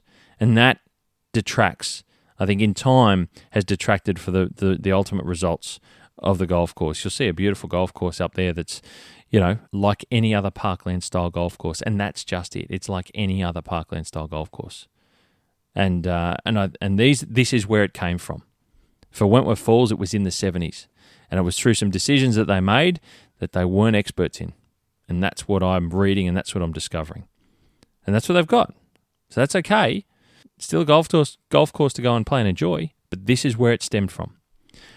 The 1980s had some challenges, but in general, it was a time of growth for the club to a point where, if I'm being honest, it's hard for me to see these days, that in 1988, the membership was full and had a waiting list. But lurking in the background around this time, in my opinion, was a slow change in golfers' expectations. As television coverage was becoming more frequent for the big golf events around Australia and around the world, golfers' minds were beginning to be filled with regular images of green golf courses.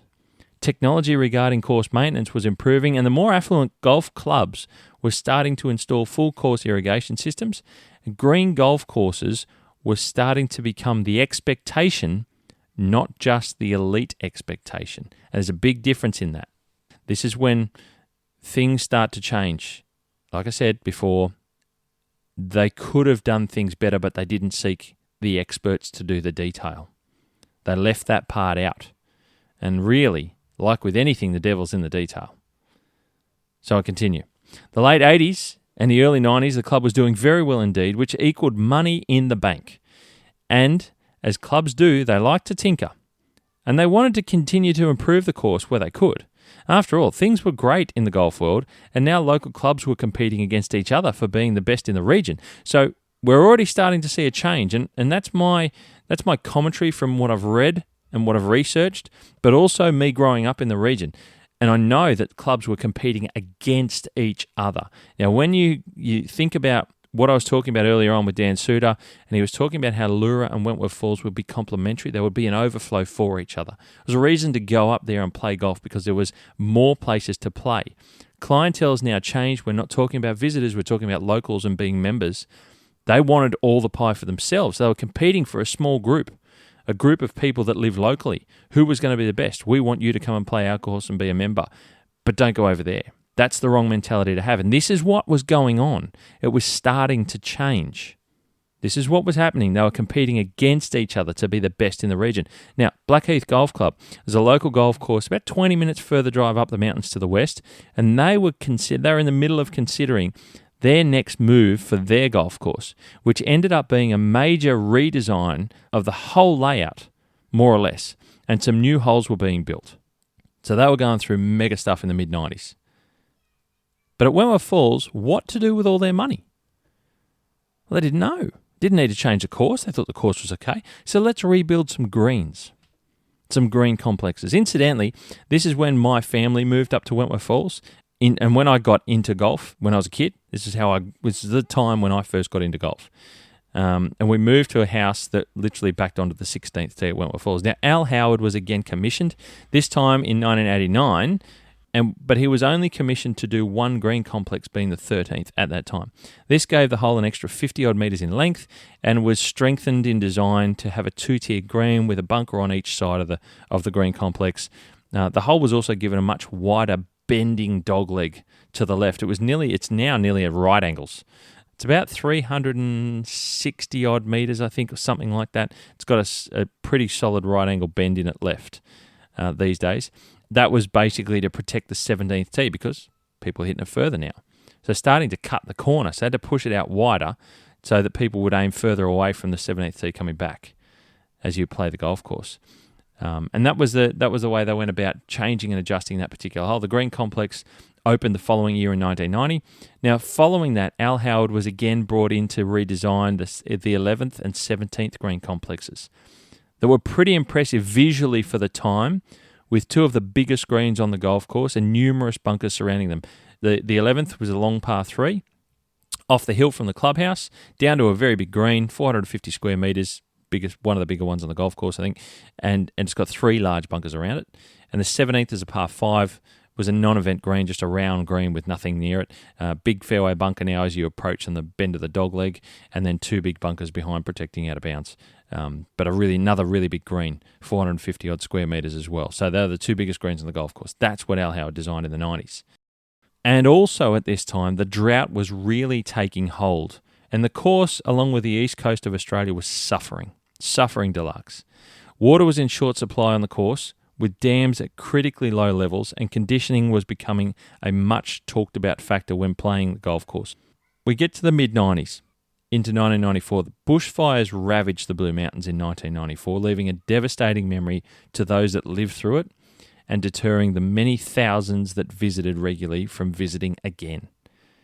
Now, I lived through that. It was devastating to the area. Some places were much harder hit than others, but it's a blanket cast. The Blue Mountains ravaged by fire, no one goes back. We've seen it in modern times in different areas, recently talking to Pat Wilson from Campbell and Merimbula Golf Club. This is what happens to people's perception.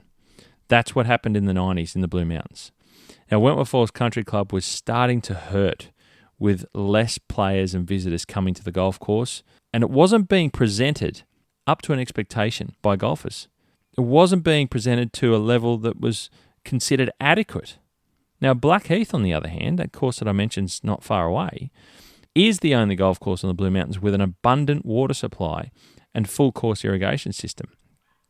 Now, I wonder, thinking back and looking through this history path, had Wentworth Falls Country Club missed the mark and not considered securing the water supply and improving their water infrastructure as we know it today, and instead they spent the money rebuilding some of these parts of the not-so-old golf course? You know, because they rebuilt some of the greens that weren't so long ago from the 60s when the routing had changed into the early 70s. It had only been 20-odd years. So I'm not sure. Again, did they make the wrong decision there? Should they have been working on securing water supply? Because in turn, that's what they needed, along with people's expectations to a certain extent. Now, by now, people were changing within the club and socially. Golf clubs were having to try harder to remain relevant. Was the old golf club model being left behind as society was perhaps starting to shift? Now, all these thoughts are going through my head, looking back at history. Nevertheless, the financial belts tightened up and a new course of action was being implemented at Wentworth Falls. This was when I started working on the golf course as a casual groundsman, and my dad was actually involved in the club, on the board. Now, Dad became part of the club at that time, and he was chairman of the Greens Committee. Things were very, very tight in an effort to gain some financial control back. Now, the 1990s also saw something new, or lots of things new, in fact, and that was new golf courses. Now, there was a lot of competition coming. This was essentially the Asian money boom of golf course construction in Australia, namely Japanese money. New courses in Sydney, New South Wales, and in fact all over the country were being built. Was this great for golf? And too much competition for Wentworth Falls at the same time? Courses in Sydney included Terry Hills, done by Watson and Marsh, Riverside Oaks, just before the 90s, was done by Sterling and Hodgson. Macquarie Links come out, Nelson Hayworth. Camden Lakeside was done by Thompson Woolwich Perrott. Cypress Lakes was now open, done by Steve Smyers. Horizons up at Port Stephens was done by Watson Marsh. Bonville was done as well by Sterling and Terry Watson. Tallwoods was out, done by Herdson and Fry. Mount Broughton was done down the Southern Highlands by Frank Phillips and Billy Dunk. I mean, these are big courses that all opened in the 90s, except for Riverside, which I mentioned, which opened in 1989. Lots of shiny, big new golf courses with lots of reasons to try them out. Reasons to travel and play them. Again, competition for Wentworth Falls and the Blue Mountains in general. So these were big courses, big names, big architects attached to them. Lots and lots of promotion, and they were also close. Terry Hills in the northern beaches of Sydney. Riverside Oaks was in the western suburbs of Sydney. Macquarie Links, the southwestern suburbs of Sydney. Camden Lakeside, southwestern suburbs of Sydney. Cypress and in the Hunter Valley, Horizons at Port Stephens, north of Sydney, Bonville up the north coast of New South Wales, Tallwoods up the north coast of New South Wales, and Mount Broughton down in the southern highlands of New South Wales. Lots of places to travel to for a golf trip that wasn't the Blue Mountains. So now we're getting lots of competition. Wentworth Falls never saw this coming. They were just staying, they were doing little bits of work, but on the back of the fires and on the back of the presentation of the golf course, who's not going to want to go and see a shiny new toy? As are the cycles of Mother Nature, as soon as the drought and bushfires had beaten the daylights out of the region, the wheel had turned and the seasonal rains had come back. And by the late 1990s, things were greening up again. Players were visiting again and money was flowing into the club's coffers. The combination of saving money through the 90s and an increase in players and members proved well. By the time it was the year 2000, Wentworth Falls Country Club had installed irrigation to all of the fairways and had upgraded the original irrigation system itself to be a fully automatic system across the whole golf course. They also improved the irrigation pumping system between the two dams for water supply as well. Water supply itself was still somewhat of a concern, but the club was considering all options, including recycled water at that time. Water supply was never increased, but also never secured, as the options that they were looking at were blocked or considered too expensive. So was this finally a good move? Something that could keep the playing punters and members happy and would secure the future of the club and people's expectations? Time would tell. But they were sort of kind of trying to play catch-up now. The club had money again and wanted to again do some improvements, and this time the 4th and 10th green complexes were selected. Jamie Dawson from EnviroLinks Design from down in Canberra was chosen to do the 4th green in the year 2000. And that's what's in place today. Jamie did that green that's on 4. But the weather would turn dry again in the early 2000s, and things would take another blow in 2001. Without water security being solved, water rationing would take precedence, and whilst the course had the water infrastructure to distribute irrigation water where it was needed, it was only as good as the lack of water that they actually had to use. And needless to say, the presentation of the course struggled, and again, so did the region.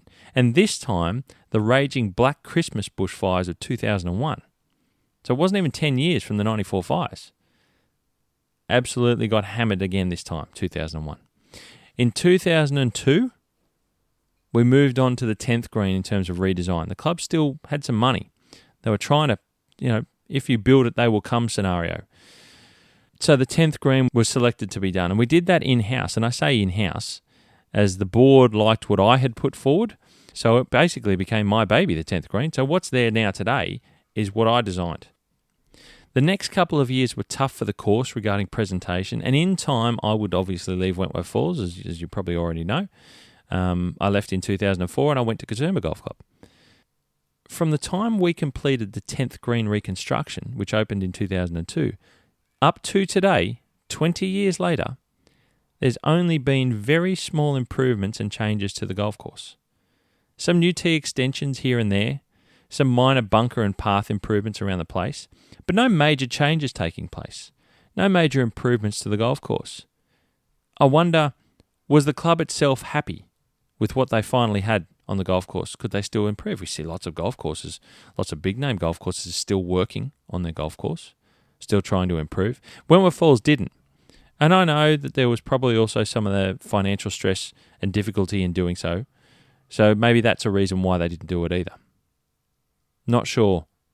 But for 20 years to today, not a lot of major changes taking place.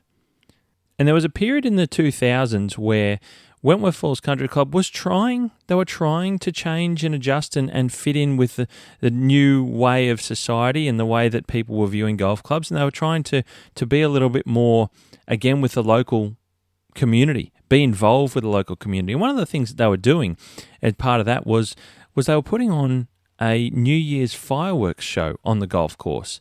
And that would basically close down an area around that middle paddock of the clubhouse. They were selling tickets and inviting people to the clubhouse on the balcony so you had the best view. But it was all about the local community. What they did was they had an exclusion zone around the fireworks. There's a big area on the practice fairway and the 18th fairway there. Exclusion zone, and basically everyone on the north side of the Great Western Highway could see this fireworks show if you just looked up in the sky. I remember going home to mum and dad's on a couple of quiet New Year's Eves that I had because I was working New Year's Day and that sort of stuff on the golf course. And I remember just sitting out the back in the backyard with mum and dad and friends and family, and we were having a New Year's Eve. And then you knew that there were the fireworks shows was about to come on. It was only a couple of 100 meters away. And like the north side of Wentworth Falls could see this fireworks show. And it was something that people were lining the streets with kids. It was just incredible. And they were doing that in the early 2000s, and it got a great following. It was so popular. And people were starting to come from much further afield than Wentworth Falls just so the kids could see such a massive fireworks display. And that was at the expense of the club. They were doing that for the community as well, to gain a following, to engage with the community. But over time, that cost would become a little bit too difficult. And it was one of the things that they let go. And I remember feeling sad about that. And I know a lot of friends in the area were also disappointed, and young kids and that were always looking forward to the New Year's show that Wentworth Falls Country Club used to put on. So it was one of those things that they struggled to do long term, and it became an expense that they couldn't continue with, and they had to drop it. And once they dropped that, it was almost like the golf club had just started to fall away a bit from the community again. But they were still trying so very hard, but they were just struggling to reconnect and to continue to remain relevant. Since that time, there's been a steady decline in membership and revenue for those 20 years, to the point where Wentworth Falls Country Club is a bit of a battling club now these days. Low membership, limited travelling visitors, limited opening hours of the clubhouse as it's not being utilised, limited staff on course as they can't afford the 4 or 5 staff we used to have 20 odd years ago before I left to go to Katoomba. It's in a place that's a far cry from all those years ago to the fanfare and all the excitement and all the big tournaments and the big names that played in the 1920s. That's where Wentworth Falls is today. And that's the story of Dan Soutar's Sky High design. What a story of humps and hollows, right? Looking back at the history of Wentworth Falls Country Club, I can't believe the golfing royalty that played there, that were happy to take the journey up to Wentworth Falls and play in exhibition matches every year. Dan Soutar, Charlie Campbell, Fred Popplewell, Joe Kirkwood, Eric Apperly, Tom Howard. Imagine that today. Those names would be the likes of Cam Smith, Mark Leishman, Adam Scott, Cam Davis, Lucas Herbert, Min Woo Lee. That's the calibre we're talking about. I know that would draw a crowd if it were an exhibition match at a public access golf course, because it's a public access golf course. Wentworth Falls was always open to the public. It had a full membership at one point in the 80s, but you could still play golf there as a visitor. So it was never going to be an exclusive private club. That was never the goal from RM Pitt in the original days. And looking back, there were people like the once Lord Mayor of Sydney that lived in the original clubhouse for a couple of years, old mate Coote, one half of Angus and Coote Jewellers, who sponsored the events there, Nick Farr Jones as a kid and his brothers, who were regular visitors there playing golf and footy with the other juniors of the club, Ib Sorensen, the gardener and the son of a famous Danish-Australian landscape designer in Paul Sorensen, Edwina Kennedy. I mean, what an incredible story Edwina's is. One of the best female golfers to come out of the golf club, and one of the best female golfers we've ever had in Australia. And there's also the local family connections that worked at the club and helped build the club through the years, like Ken Hansen, the secretary manager, and his sons that helped sprig the fairways out in the back paddock with the South African cooch, Alan Horrocks, who went on to be a greenkeeper there working on course, and his parents, who were deeply involved with the club at board level. Now, they're just two of the many family connections. And I could, I guess, in a way, say the same about my dad being on the board and me working on course being part of the club's history too, I guess, if I'm looking at it in that way. Thinking about the history of Wentworth Falls Country Club, it really had 3 lives in my mind. The first was from inception in 1913, up until the original clubhouse burnt down in 1948, when all was lost in the fire. The second, from scraping things together after the clubhouse fire, to then rebuilding the club as a whole and moving towards a new clubhouse and a new layout of the golf course in 1976. And finally, from the all-new Wentworth Falls Country Club in 1976 through the good times of the 80s, reaching the heights of a full membership in 1988 and the early 90s, followed by the slow downturn from then on to today, to where it is today. Does Wentworth Falls Country Club have a fourth life in it, I wonder? What might that look like? I don't know. But what I do know is that Wentworth Falls Country Club started its life with the vision and energy from a few good men. Men who wanted to change the town of Wentworth Falls and really give the township something that would stamp it on the destination map of an early growing city of Sydney and holiday region of the Blue Mountains. The club owes an incredible amount to Robert Matcham Pitt. He really was the founding father of the golf club. The other men that started the club with RM, I believe, were key parts for sure, but no one was more invested than RM. He had the vision and indeed the contacts to bring it all together from the very beginning. From where I sit, it's disappointing the Wentworth Falls Country Club doesn't celebrate its rich history because there's so much there to celebrate. Great names, great people, great events. But a lot of it was lost back in the fire of 1948, and most of, if not all, of that history has long since been forgotten. Until this podcast, that is. I got some info from the Centenary History book of Wentworth Falls Country Club, but that only accounts for about 30% of the info in this podcast. The rest is my own research.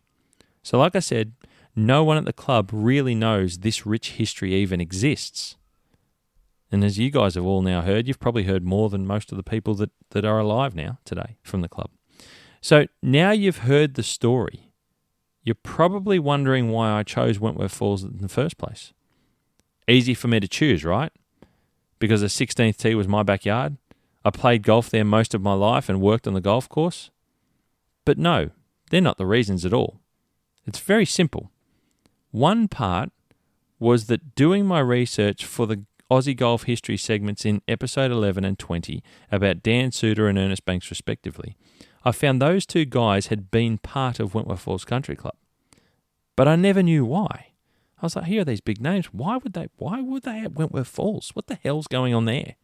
Big names back then, and they worked at little old Wentworth Falls Country Club. To me, it's just Wentworth Falls Country Club. Added to that, and the main reason behind why I chose Wentworth Falls Country Club was that I've always had this one question. Did Dan Soutar really design the golf course? I wanted to find out the truth to this story, in inverted commas, about Dan Soutar.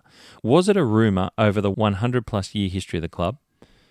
Or if he actually did, was it a fleeting visit to offer an opinion back in the day and then it was used from that point on? After all, as you've just heard, these days it's just a small member-based golf club it's not very busy. It's old for sure, it's public access. It's semi-private, it's got a membership. It's outside the big smoke of Sydney, wedged between being considered a country course and a metropolitan course. And as you know, I love my architecture. So I started out with this question. Did Dan Soutar really design the golf course of Wentworth Falls Country Club?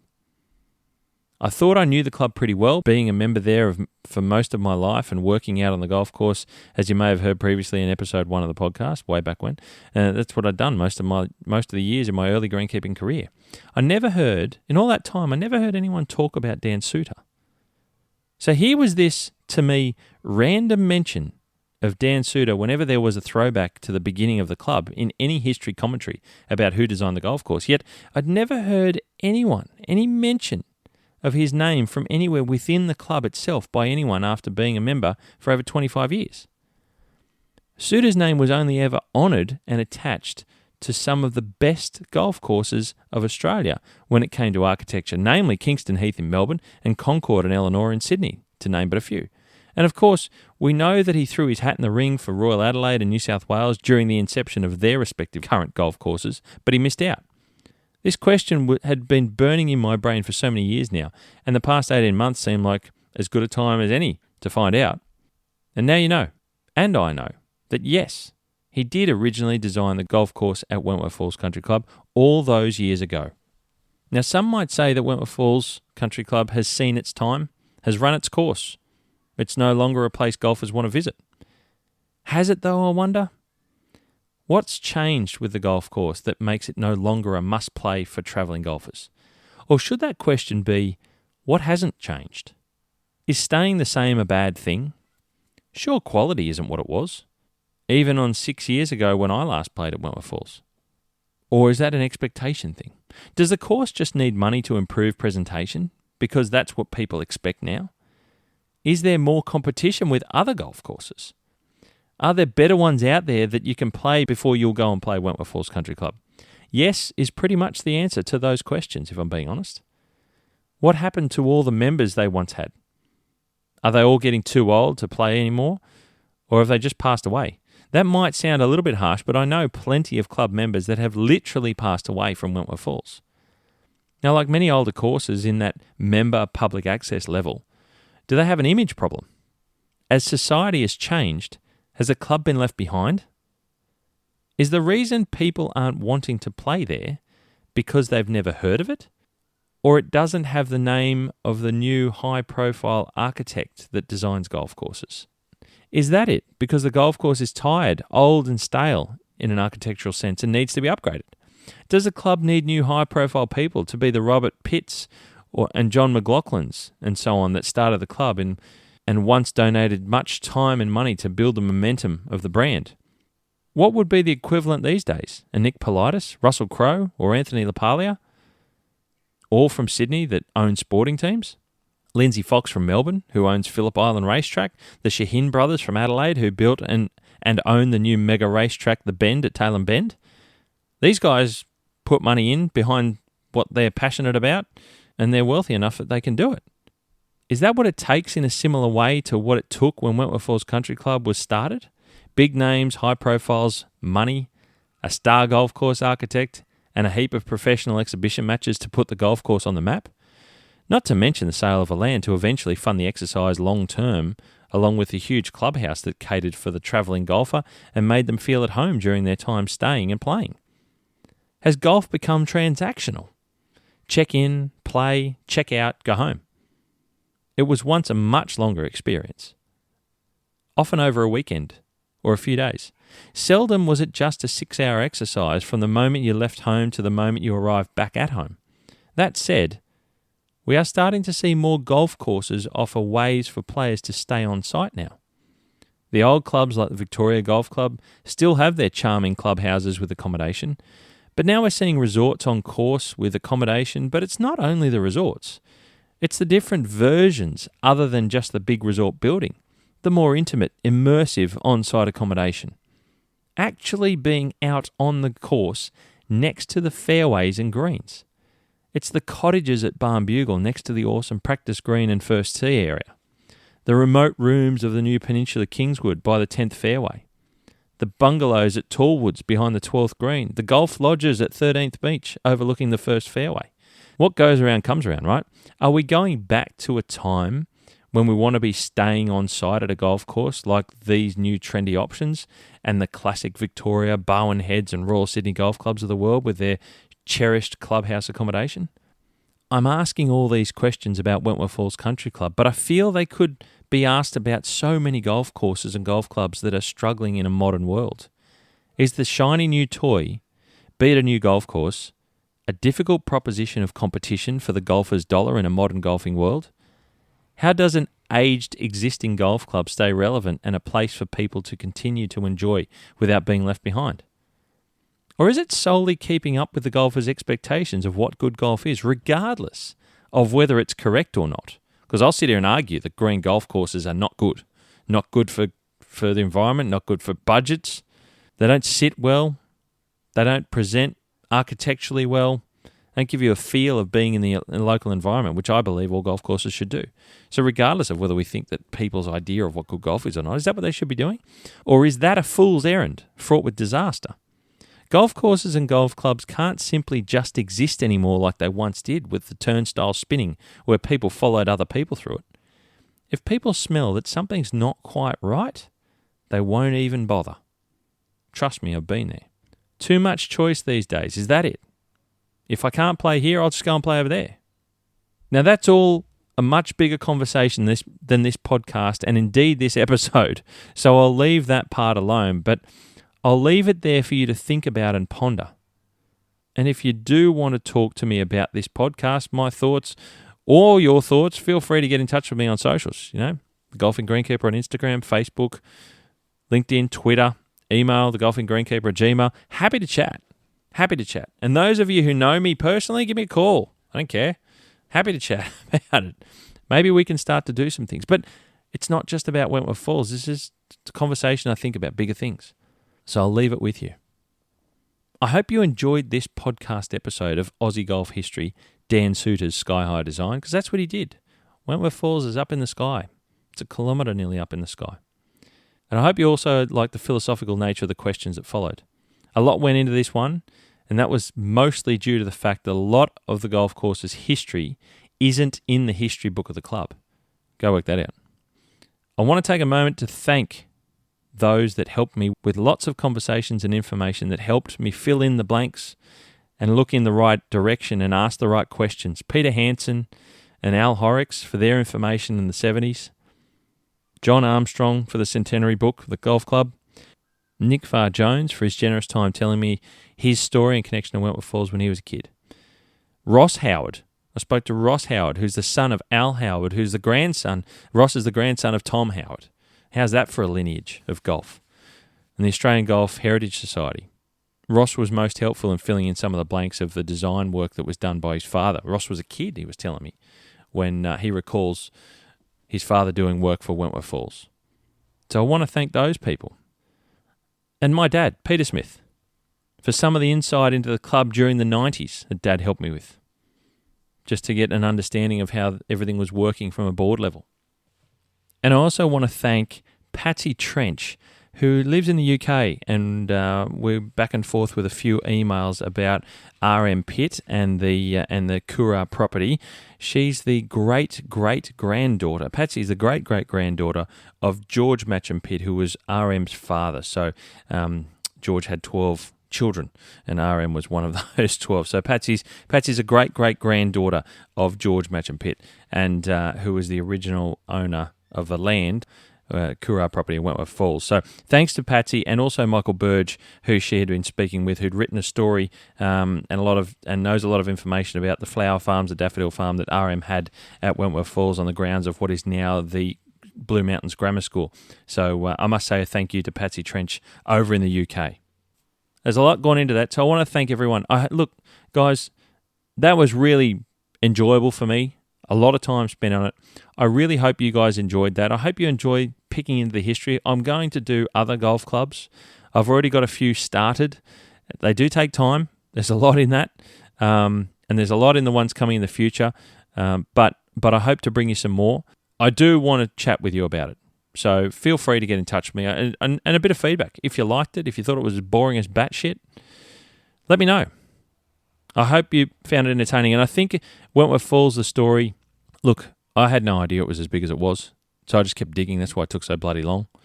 So much can be said for a lot of clubs in similar situations as well. So quite interesting. And maybe you'll start thinking about that. Clubs that you grew up around. You might be new to history and listening all that about golf in New South Wales and Sydney. And build your own perceptions. And it might interest you. It might pique your interest about a club that you go and play. You might want to go and ask some questions. But I think history is important. I think it's important because you heard about the fire at Wentworth Falls. It's quite easy to lose it all. And they did. And I'd hate to think that we've got all these blank holes all over the place. I think history is important. It's important to understand where we came from. It's important to understand where we came from because that way we can build where we want to go. And I think in golf we need to, I'll speak from an architectural and maintenance perspective. I think understanding how we get to the wrong place sometimes with golf course presentation and golf course vegetation, golf course design and architecture, where wrong decisions were made, in my opinion, in the past, to know how to do them differently. And I'm going to talk about Royal Sydney, even though I've got nothing to do with the joint, but I really hope that they can get that through what they're trying to achieve down there, because it's special. It's got great history. But it started out so differently, and there were decisions made there, in my opinion, that have given us the golf course that's there today. It's not a terrible golf course, but it could be so much better. That's just my opinion. I'll stand by that. That's fine. People can shoot me down for saying that about Royal Sydney, but I think it could be so much better. And when you read into the history of Royal Sydney, It'll blow your mind just how incredible the land was that they originally had to work with. So guys, long one. Thank you for listening. Please like, share, subscribe. I don't do a lot of history stuff, but I got some real good ones coming as well. Hope you enjoyed that one. I keep saying it because I really do appreciate you taking all the time out to listen. Thank you so very much. Thank you to everyone that helped me out with that podcast as well. We're in the research department. Lots of conversations, lots of emails with lots of people, and time spent on the phone, and most helpful. And without the help, I couldn't have put that together. There were some key blanks that I've been waiting to fill, and those people were very most helpful and generous in helping me fill those blanks. So thank you to everyone. Thank you guys for listening. And don't forget to check out the show notes. I'll have lots of clickables in the show notes. You've always got to check out the show notes after you've heard the podcast, because there's going to be all heap of things there to connect you with bits and pieces that I've mentioned throughout the podcast itself. I'll leave you with my favourite line. You hit 'em clean, we'll keep 'em green, and I'll catch up with you very soon.